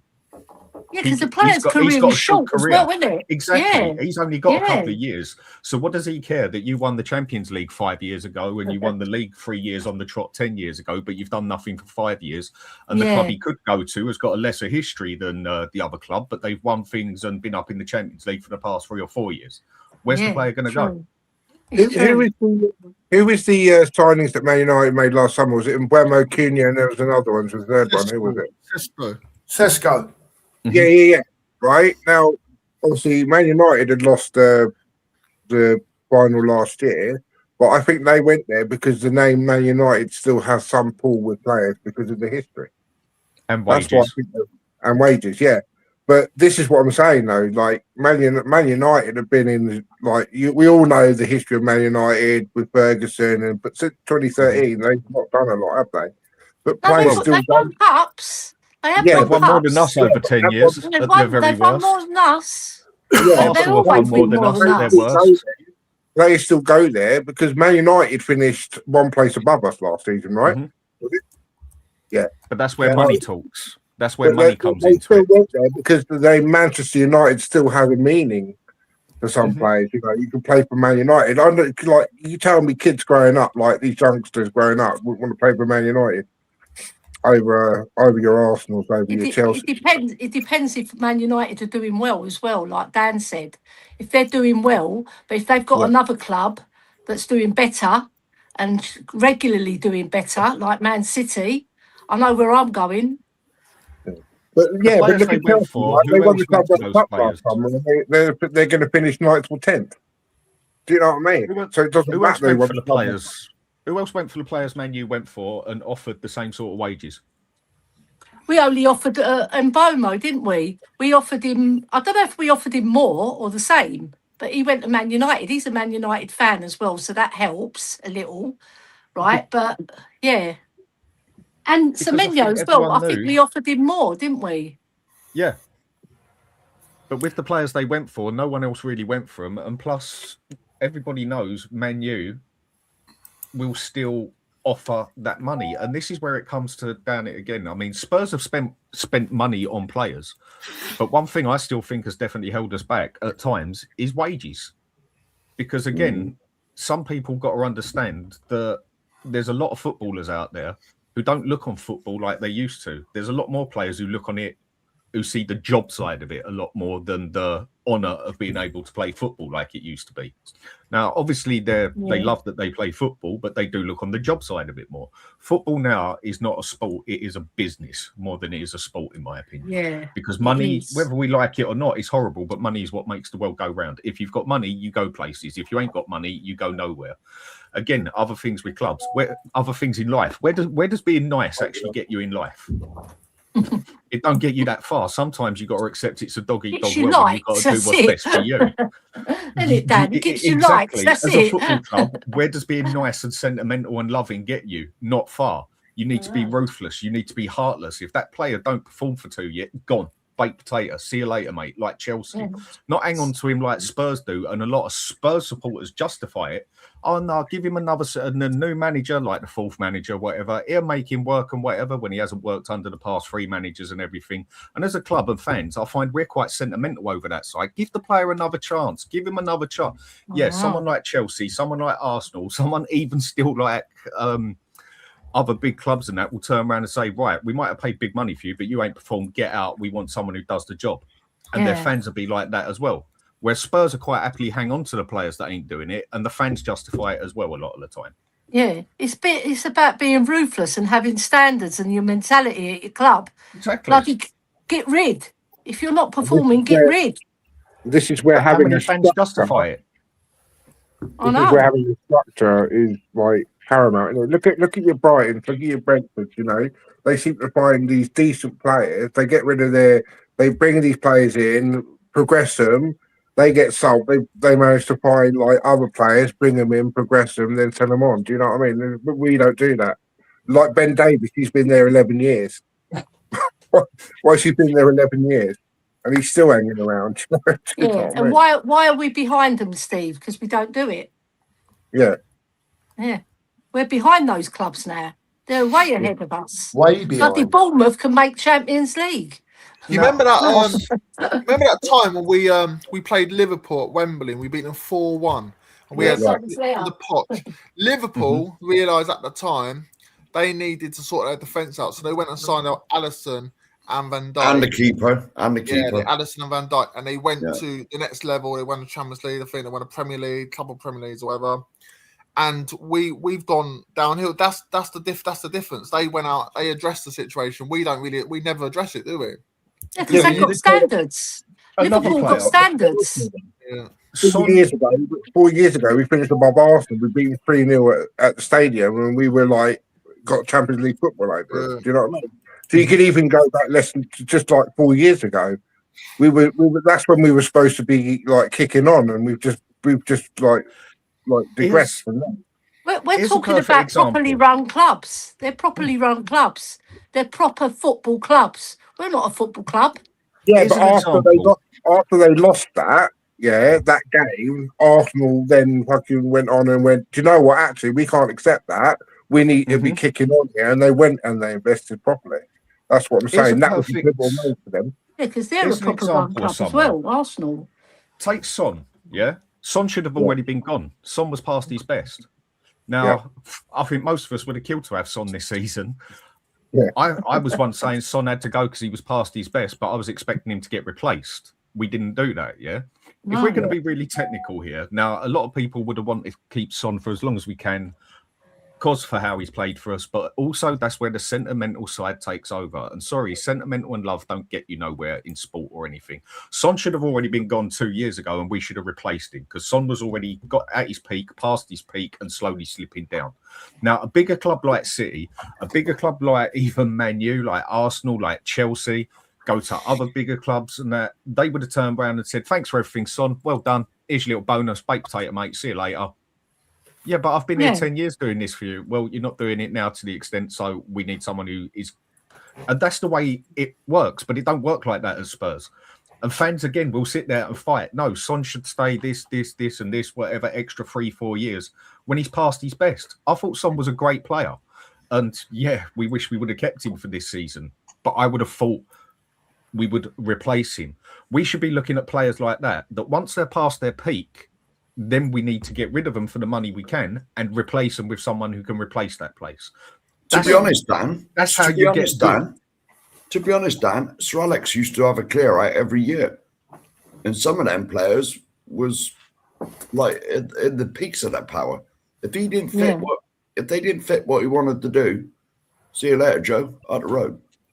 Yeah, and you see like clubs like Man City and Liverpool, right? They see sellers slowing down, right? They've sort of ostracised him in a way that he's ostracised them back, all right? Because he's got an ego. We all know that. But he's got a bloody ego that deserves to have an ego. But he's got every right to have one. Yeah, he's got every right to have one. Same with De Bruyne. They saw that there was a level of performance that was dropping. See you later, baked potato. We've got Bernardo Silva, who's doing the biz. Now they see Bernardo Silva slowing down.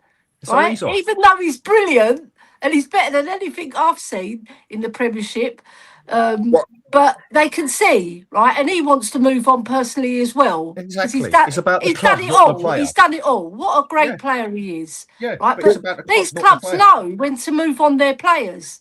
You could say that about Johnson, though, right? Johnson, gave us he was a top goal scorer last season, and then he scored the goal in the cup final. Great. But this season, they saw something in him that said, "Look, you're not cutting it anymore. Not going to play him." Sold him for, got what they could for him in January, right? So you could say that's not sentimental for Spurs. Didn't replace him, but didn't replace him. To be sentimental with Johnson about it. That's what I'm saying. But they didn't replace him, but they got rid of him because they were like, "Look, all right, doesn't matter what you've done. Thank you very much for your service, your goals, and your scoring the winner in the cup final, but you're not doing it. We're going to sell you." But like you say, they didn't replace him. Do you know what I'll say with Johnson, right? I've said it many times, right? Yes, he was our top scorer, but he cost us more goals than what he scored. As a footballer, he wasn't a great footballer. Yeah, like, you know, when all the chances that he's wasted and all the crosses that he did that didn't arrive to the striker, that's costing your team. That is costing your team. And all the bad play, the not holding the ball up, that's costing your team. I had a debate with a That's Palace why he's been fan, moved on. A Palace fan was saying, "Oh, thanks for Johnson" or something online, and I was like, "He's not that good, mate. He can't cross the ball. He might have scored 18 goals. Can't cross the ball. Can't take the player on." And they were like bragging about it. "Oh, we'll get the bet. You know, he'll be at a club that loves him. All this stuff." And now I'm hearing Palace fans can't stand him. They're saying he's useless because he hasn't performed, and that's what he's like. If he hasn't got the goals, take away the goals. What have you got? He'll be average, won't he? He'll be a championship player if it takes away the goals. Yeah. Well, you'll upset Sheriff, you lot. You carry on like this. I've got nothing to say on Johnson, mate. Ole, ole. You see what Johnson proved, though? Johnson proved something. Johnson proved something that I have preached on since I've done this, basically, that you can get a pretty bang average substandard club set of players. If you play them the right way, get the right formation to it, get the players to stick what they're good at, not trying to do 3 other jobs at the same time or play on the left, play in the middle, play on the right and chopping and changing, you can get stability out of that club and you can make that bang average standard team actually look like a good team. Look at Leverkusen that season. They had some very good players, but they also had some good players, nothing that justified what they did, basically, but the manager got it perfect. He played every player to their capability and what they're best at, got the team in sync with the formation, everything. Now, what we've done with Johnson is we played Johnson to what he is best at, and that is getting in the corner and tapping it in. We played the football that suited him. The second the style of football changed, he was crap, because he is a crap player. He is not good in any means or manner. Who got the best out of him? Ange Postecoglou, because he realised he sees him in training though as well, Dan, and he's thinking this boy can't play. I'm going to play him to his strengths, getting in the box, tapping in, or just being a nuisance. And because you can see Johnson is not a footballer. He's not. He can't hold the ball up. He can't. He can dribble a little bit, but he can't take on his player. He can't cross. He can't pass. Right. So, Ange Postecoglou, big up to him for getting the best out of him. And that's exactly what I mean. You put the ball in the box to him at the far post, and you'll put your money on he'll score in it. But other than that, you can't. You would not put your money on him doing anything else, would you? I'm just jumping in as he did in the Europa League final. Yeah, was that actually his touch? Crossed the ball? Yeah. That's what I was about to say. Was that actually his touch? Who crossed the ball to him? Pape Matar, who everybody. He's another one. He's gone down. He's gone down the pecking all day. He doesn't even get a. Well, he gets on the bench, but that's about it. But for Archie Gray on the pitch to him, and that's saying something. What Dan was saying about playing players in your right positions and stuff like that. De Zerbi's done that, right? De Zerbi's come in and playing these players in their rightful positions. Yep. So keeping it as plain Jane and simple as he can, basically. It's easy. Yeah. But playing what I was going to say. Go on, Mia. Sorry, go on. What I was going to say was that I think part of our problem is definitely the quality of players, but also the managers that have come in. Like, let's be honest, Thomas Frank should have gone before the January window. He should have gone. So I do think that decisions with managers has also cost us, because we keep chopping and changing managers, different styles, then getting managers in who are clearly not suitable because they can't cope with managing Tottenham for some reason, like a Thomas Frank who had just nothing about him. He couldn't even be trusted to run a bath. So I just feel like that was a mass. I feel like that was a big mistake. I feel like that was a big mistake as well. Like, I do think that there's been multiple mistakes. There's like layers of mistakes that we've made that have cost us, in my opinion. We should never have got two of them either, should we? Yeah, but there's the added pressure on those managers because they don't get backed, really. They don't get the players they want. Like Ange Postecoglou said in that overlap, I wanted this and that player, and I got that, and 3 kids. He says that now, doesn't he? I don't think he was complaining at the time. Yeah, because he can't. Because that's his employer. I'll tell you one thing. He's got to stay stum. I'll tell you one thing, right? I can't wait to see what Frank comes out and says, because we all know it's coming, right? We all know he'll do an interview, Frank. That is coming at Tottenham. I just want to know what he strikes me as a wet lettuce, like Kate Ricks of Course Lounge. He folded to the fans. Go on, Kate, get in there. I thought at the start of the season, me as a person, I'd want a manager like De Zerbi. But if I had the choice between him and Frank at the start of this season, like we did, I would have chose Thomas Frank, even though I preferred De Zerbi, because I would have thought Thomas Frank was better for the job at Spurs. I thought the way he was and the way I saw him at the previous club suited the Spurs structure more. Not how I want the Spurs structure to be, but I thought the way he was as a person, as a manager, suited Daniel Levy and the club more as such. None of us knew Daniel Levy was going to disappear when he did, basically. I would have thought that De Zerbi would have been the last player, the last manager that Spurs want there, because he's a bit of a poor man's Conte. He's the same sort of person. It's just I call him a poor man's Conte because he is nowhere near the style, quality and manager that Conte is, but he's basically the same sort of person, same sort of attitude. And I would have thought that would have been the last thing that would have suited Spurs. So I would have still picked Thomas Frank at the start of the season, purely because I thought he would have suited the club more and the club structure and the way Levy is and everything else. I thought Thomas Frank was a safe pair of hands when he came in. He bottled it to the fans. He bottled it to the fans, basically. When the fans started going on at him and people started saying, we don't like Bentancur and Paulinho, this is where it comes into the crap of, oh, this is not how Spurs play, and Spurs have a set way of playing, which we haven't done for about 60 years now. and he folded to the fans, basically. And as soon as he folded to the fans and then started messing about with things, that's when things started going downhill, wasn't it? At least with Ange... Yeah, but how reliable are Bentancur and Paulinho now, though? How reliable they're more, and how reliable were they at the start of the 7 season? out of 9 points. Playing them two in midfield, we was better playing them two in midfield then and now than we have been playing any other two. De Zerbi soon found out, right? Because in that Sunderland match, he played Graham Bergvall, right? Yeah, and look what happened, right? And then he realised, bloody hell, what am I doing here? And then he plays Paulinho and Bentancur, and we've got 7 out of 9 out of our last 3.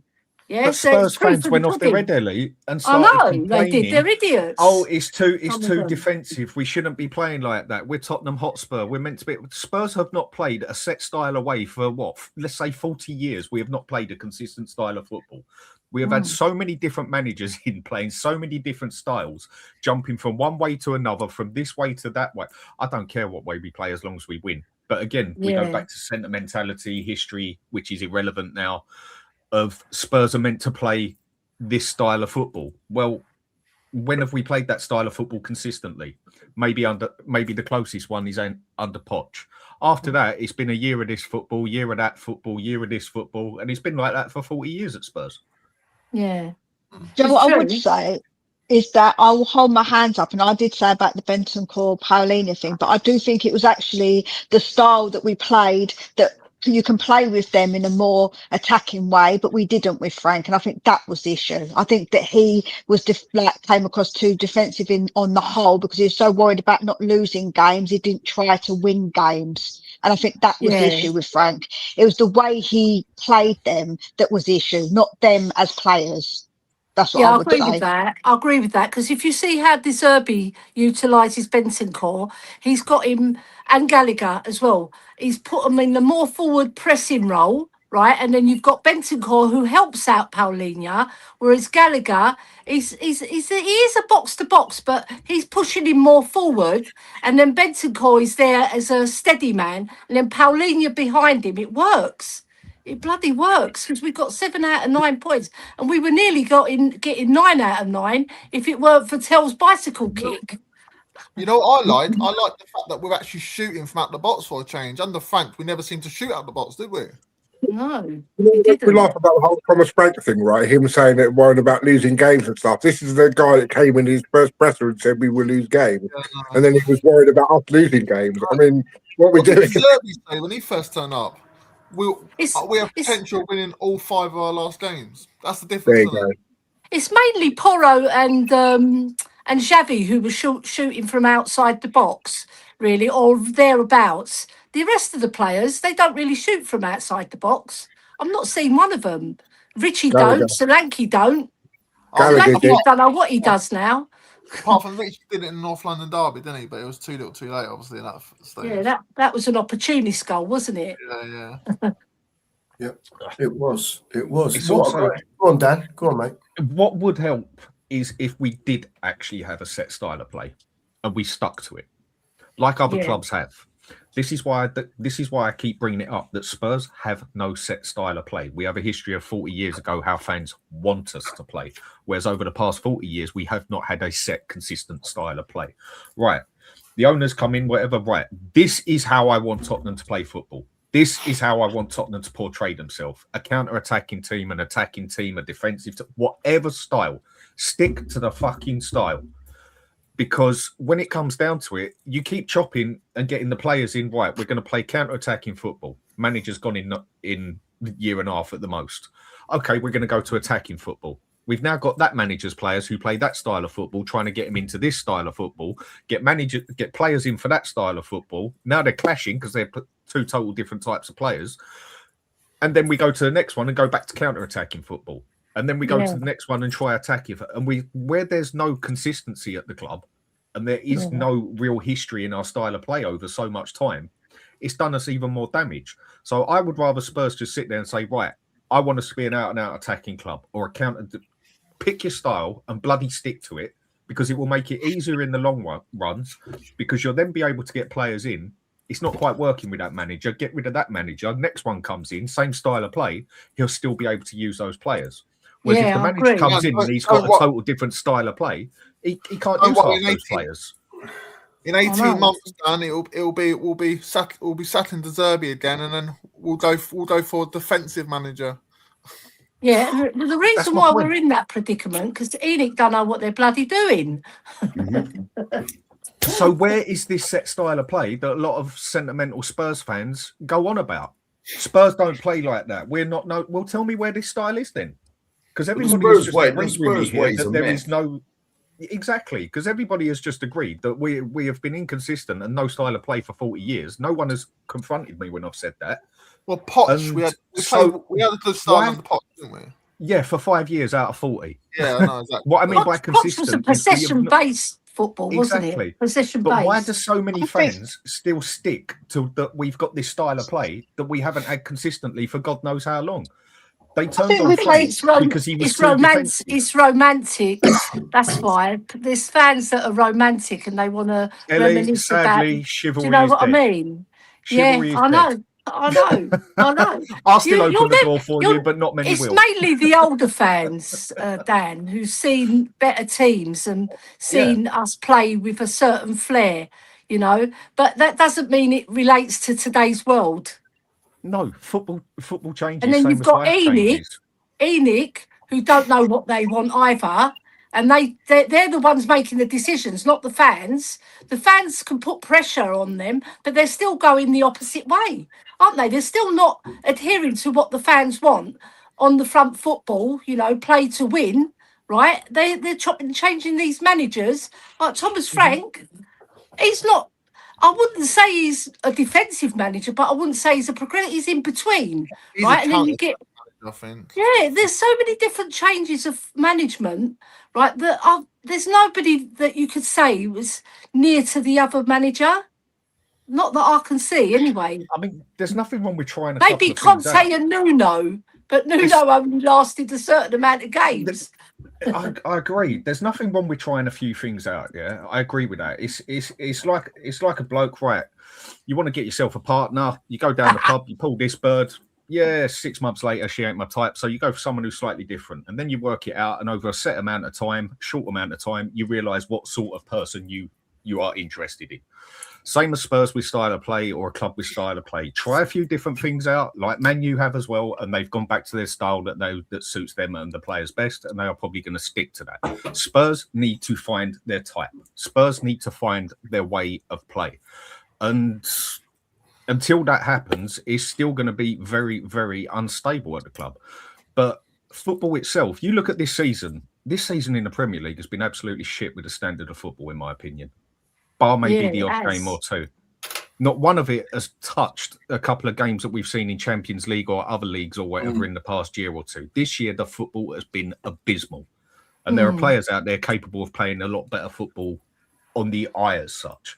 But again, that's just where things change and things go round in a circle, basically. Just like fashion, just like music, just like football. It all goes round in a circle and comes back on itself in style. In 5 years' time, watch. The Premier League will probably be the most attacking league in the world, and it'll be non-stop attack. And then it'll keep going around the clock, and then it'll go counter, and then it'll go back to defence mode again, long ball mode, physical mode.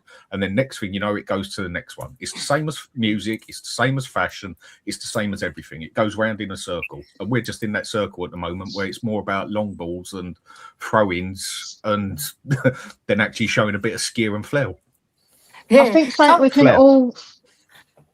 I think something we can all agree on is consistency is key, because consistency with a manager, consistency with a style, and a consistency of players playing together to get to know each other, to build up relationships is key. And that's where you see teams that have stuck like together and stuck like that, and maybe only changed out a few players. It's worked because they've obviously kept that consistency, and that's something that Spurs have lacked for a very long time since Poch.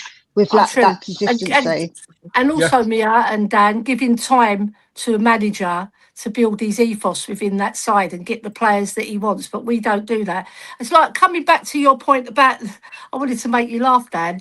You know where Enoch, right? They're the fella in the nightclub who look at a woman, right, and they think that's the right woman. Then they see another woman, they think that's the right woman. They don't know what they're bloody doing. Yeah, but you know the problem is, Ellie, they go and do that with about 10 of. They go and do that with about 10 of them and take them home, but still can't get laid, for God's sake. That's half the problem with them. It's bloody true. Enoch had about 3 different women this season, haven't they? So, well, if we get relegated, it might be 4 different women. Well, no, you take 4 in the last year with Ant as well, because he was still in charge to start last year. I mean, there's only 1 or 2 clubs that can chop and change their style of play consistently. And one I can name that has done it over the past 20 years is Chelsea. Chelsea have gone through about 4 different styles of play over the years, but it's worked nearly every time. Why? Because they've had a quality manager to do it, and they have also got players with the capability of playing different styles of football. Whereas we haven't got that. We've got players that only know how to play their way of football. Now, you can get the best right winger on the planet. Doesn't mean he's a quality left winger. Doesn't mean he can be a midfielder. Doesn't mean he can even be a striker. Now, you get another player who's not quite as good as him on midfield, but more capable over the pitch, who can also be a midfielder, a left winger, and a forward as well. Does that make him a better player? It makes him a more convenient player in that aspect, but it doesn't mean he's a better right winger. When you've got players that are more capable of playing in different positions or different styles, because they are just more capable at football and got the mentality for it, you can actually do that like Chelsea did. But we've got players who barely even know how to play football, let alone play in 3 different positions or different styles. So yeah, and like we don't every season, right? I don't know about you guys, but I look at our transfers and I'm thinking, what the F, right? Because I'm thinking we've left ourselves short on that side. We haven't bolstered our defensive forces enough. There's so many holes in the way they do things at Enoch. They leave gaps in the squad that are unbelievable. And then, like you said, Dan, we've got players there who they're not moving on as well. So we're stuck with them. And then we get, over the last 2 seasons, everybody would agree that injuries have played a part in where we are now, right? But it's not the main part. I think the main part is because Enoch don't bloody build a squad. If you've got a squad, then you can cater for the injuries, yeah? Like bigger clubs, they cater for the injury because they build a squad. And they've got players that come in who's equally as good as the one who's got injured. Yeah? When we do sell, the thing is, we have players at club for ages. When we do sell players, we get what? We get peanuts for them. Look at Chelsea. There's certain players playing for them that's not hardly even kicked a ball for them. and they've still got like 40-50 million pounds for them. Like last summer, Yeah, when it Chelsea 25-year contract, Anthony. Do you know what I mean? Exactly. Some of them have signed up to 2055, mate. Right, I'm just going to jump in. I need to go. I need food. Take care, Mark. Yeah, we're going to wrap Bloody up shortly anyway, Mark. We're going to wrap all up right. anyway. Do you I want me to stay guarantee on? you, though, I guarantee you, our owners will say this summer, well, we don't need a big squad next year because we haven't got European football. So, you know, we don't really need a big squad anymore. So that's what until Enoch and that leave, nothing had changed. The last thing I'll say on them is they are some of the smartest, most bent businessmen out there. What a business usually does, the idea is you keep your fans happy. A lot of things in the world have crashed. Customers, as they call us. Yeah, customers. Yeah, a lot of businesses in the world have totally crashed because they haven't kept the fans, the customers happy. Whether you look at TV, look at Disney. Disney is now like smaller than McDonald's, for God's sake, because people don't want to watch their shit and have said we don't want to watch it, but no, they have to make it a certain way, so people won't buy it. You look in the gaming industry, you look in literally everything. Where it's crashed, it's because the owners have not given fans or customers what they want. Yeah. Whereas at Spurs, they can literally screw us over for every last penny and every bit, don't give us what we want, and fans still go running back there. Spending the money left, right, and centre and everything. So Enoch sit back and just think, well, why should I even put the effort in and spend more money to keep these fans happy? When I don't have to keep them happy, I can spend less money and the fans will still come and spend the same amount of money. You'd call him an idiot of a businessman if he did otherwise. Yeah. And that's the fans, basically. When I'm standing there with 150 people, well, that's being nice. Let's make it 100 people. And 50,000 Spurs fans walk past me and don't give a toss what's going on. And then after the game, we go and lose as well. Just go out and have a couple of beers and have a giggle. Do you know how I see Enoch, right? Do you know how I see Enoch, yeah? Is they're like Hansel and Gretel. They drop the breadcrumbs for us to follow, and then you end up getting bloody, you know, that's what I think. They just drop little bits of breadcrumbs for us to follow, say, well, we're going to do this, and we're going to do that, and we all fall for it every single bloody time. Because it's very gullible. And then they go, oh, we can't actually do that. Do you know what I mean? So, but and then they say, oh, they won't do anything about it because the fans won't do anything because, you know, we've got this world-class fancy entertainment venue that they keep coming to. It's the ones who don't fall for it. It's not enough. I've got to go, guys. All right, cheers, mate.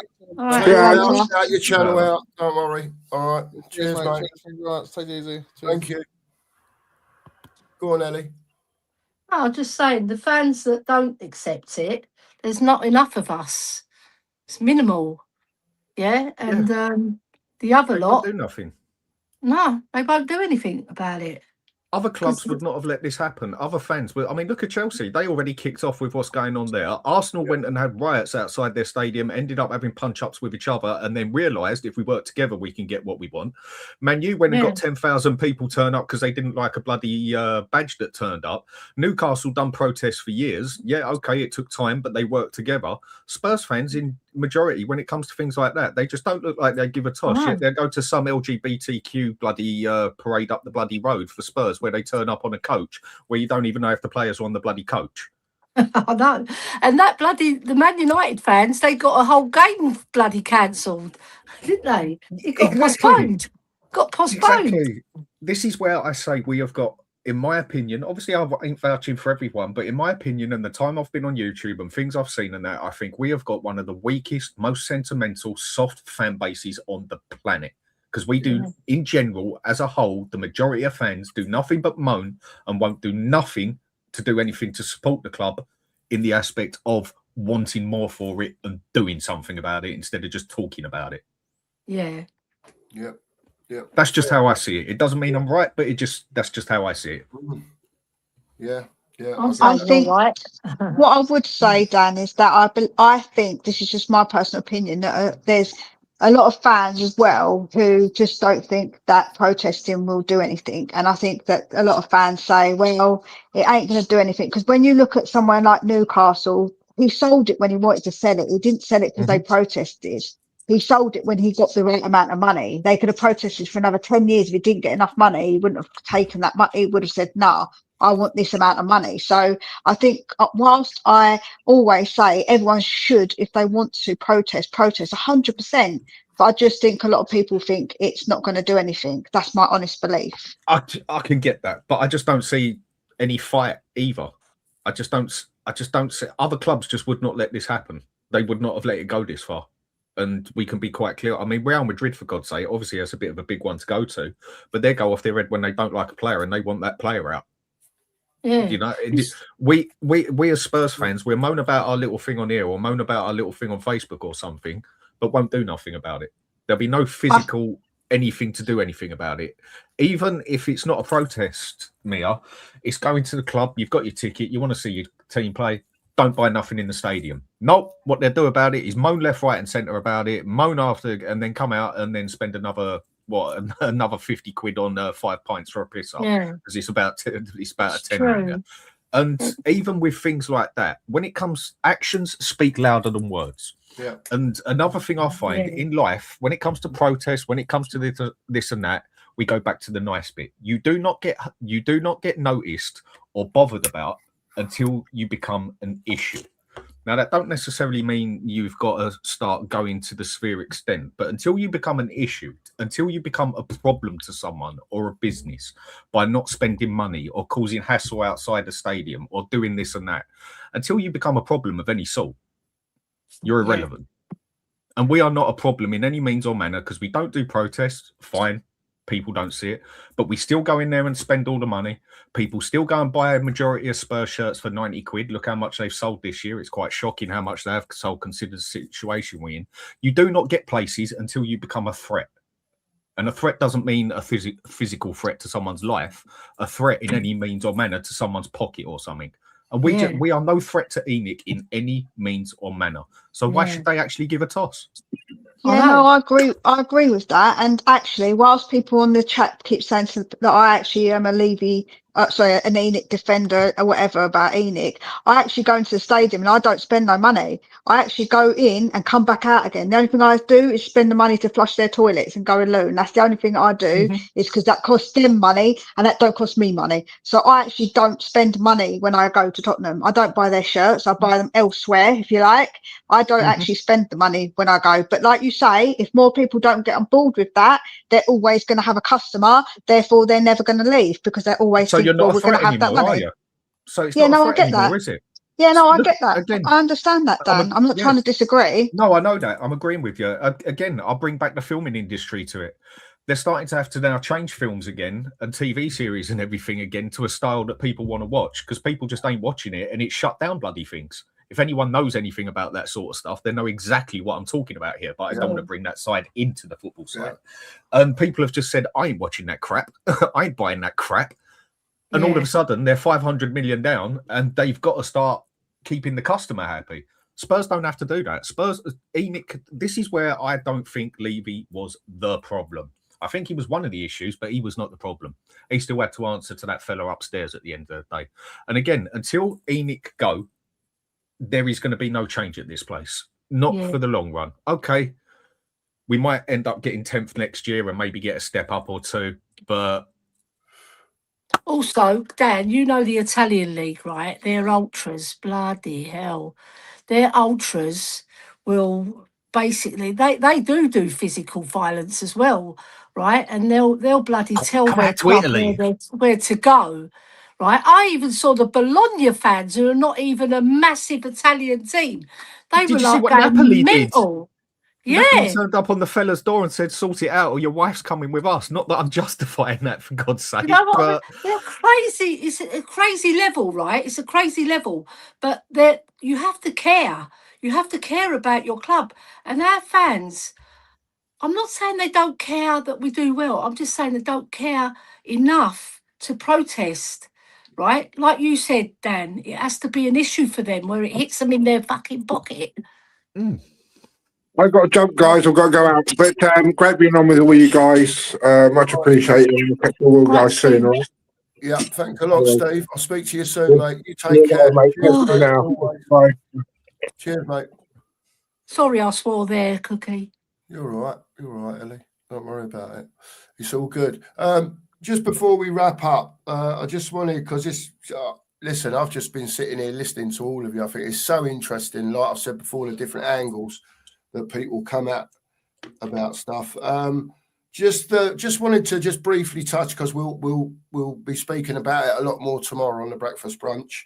The Chelsea game. Now, obviously, we know that West Ham were beaten by Newcastle yesterday, and we now know that we need a point in these last two games to stay up, depending on the West Ham Leeds result, obviously. How do we go about getting this point? Everyone says we can't do anything against Chelsea, and then our own record's shocking. So is the pressure going to get to us if we need something against Everton, or is it just a case of West Ham won't beat Leeds anyway, so we'll be all right? I just wondered how you three see it. I'll say we have to play the game, not the occasion. Don't get over hyped with it, right? Those players just go on the bloody pitch and get that point. And it ain't going to be easy, because they are better than us. Even though they're in a shit show as well, in their standards, they're still better than us, right? They've just come off the back of a cup final defeat as well, which some would say would work in our favour, but this is a one-off game, right? We've got to go on that pitch and try and get that point and do our best. And if our best ain't good enough, we've got to go again against Everton. Yep, fair play, Ellie. Dan or Mia? Chelsea, do you know what? I just sort of brush that game aside every year, and like it's irrelevant to me. Because when you can pretty much say there's a 99% chance we just get nothing out of it. Yeah. So that one I do put aside. If we get something out of that, then spectacular. If we get something out of that any season, then it's been brilliant. But I just don't see anything happening there. We never do. I just don't want us to go in to get that point against Everton. And I agree totally with what Ellie said in the way she described it. She's 100% right. Forget the moment, just play the bloody game. As such, which can be easier said than done. But if we go in there, right, we only need a point attitude. That's how you find a lot of teams lose. And Leeds ain't great either. And West Ham haven't been playing bad. Even though they got done the other night, I still think there was a couple of calls they had for a penalty and also hitting crossbars and everything else and that. They're still playing for it. They're still giving it their all. West Ham can still go and get 3 points against Leeds, and we can quite easily get no points against Chelsea or Everton. Everton have slipped down it a bit now compared to what they were doing, but they are still better than us. We need to go in there for the hardcore win against both teams. Again, I don't think we get nothing with Chelsea, but Everton, I think we can rescue it. Let's hope Leeds are on their game as well. Flipping hell. Come on, Stuart and Lee, do us a favour. Old Daryl says you can't have a realism channel with no swearing. You've got to be a bit careful during the daytime. Daryl, the odd word now and again ain't no problem. It's just if anyone gets on a bit of a rant and every other word is a swear word, we have to be a bit careful, you know. So we are still the realism channel, Daryl. You know, Daryl, you know that, mate. Big up to you, Mia. What's your thoughts on it? I do agree. We have to go in and play the game and not the occasion. I think not having to win it, though, in some ways maybe makes it less pressured for us because we know now we only need the point. So I think we should play it like we need to win it. But obviously that pressure isn't on, if that makes sense. So I'm hoping for my bet's sake that we do get the draw, because if I win both bets, then, happy days for me. So I'm hoping that we do.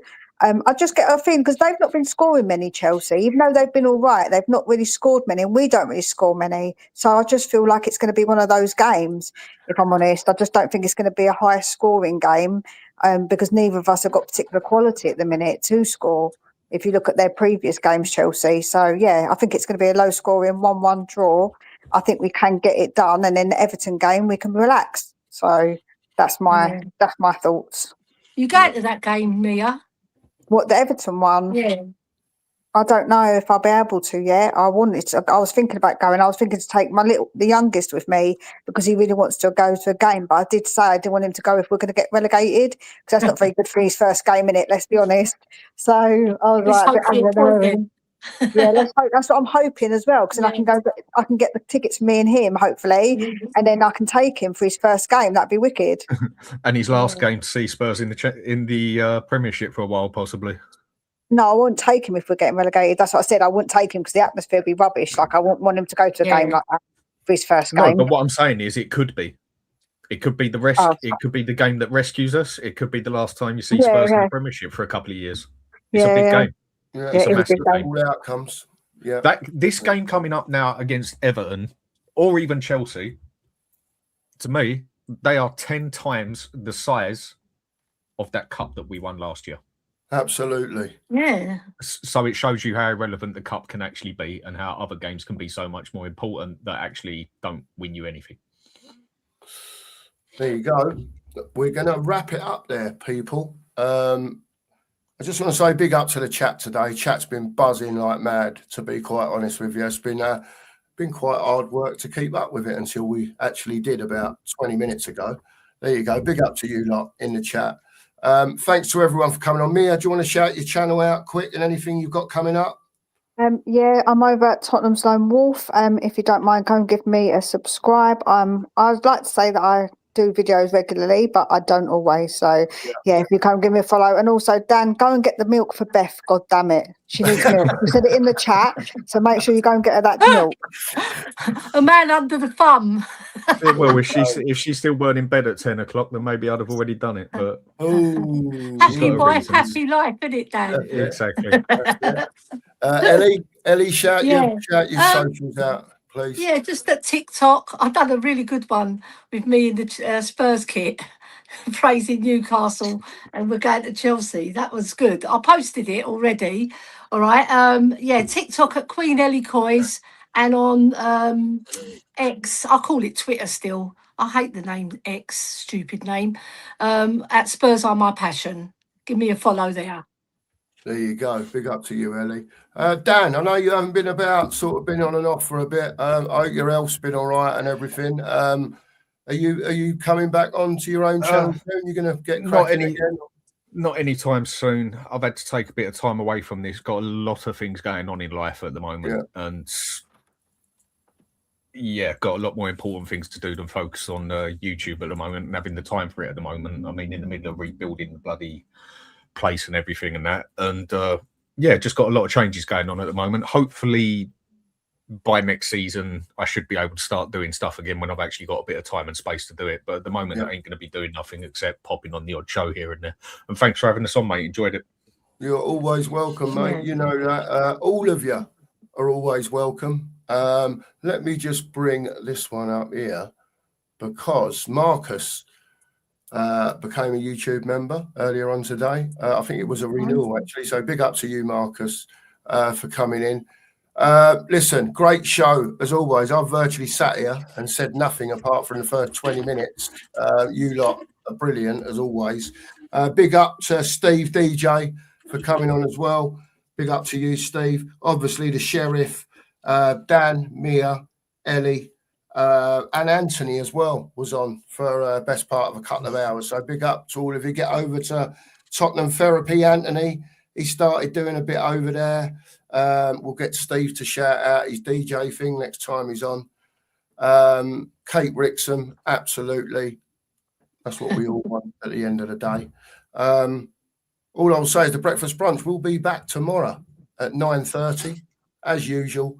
Get in tomorrow. Big game tomorrow for Tottenham, as they all have been for the past few weeks. But this is a big one tomorrow. We need a point to stay up. Let's get it done tomorrow, for God's sake, and put us all out of our misery. We'll see you all tomorrow morning, 9:30 for the breakfast brunch. Thank you to everyone who's been on today. And as always, come on, you Spurs.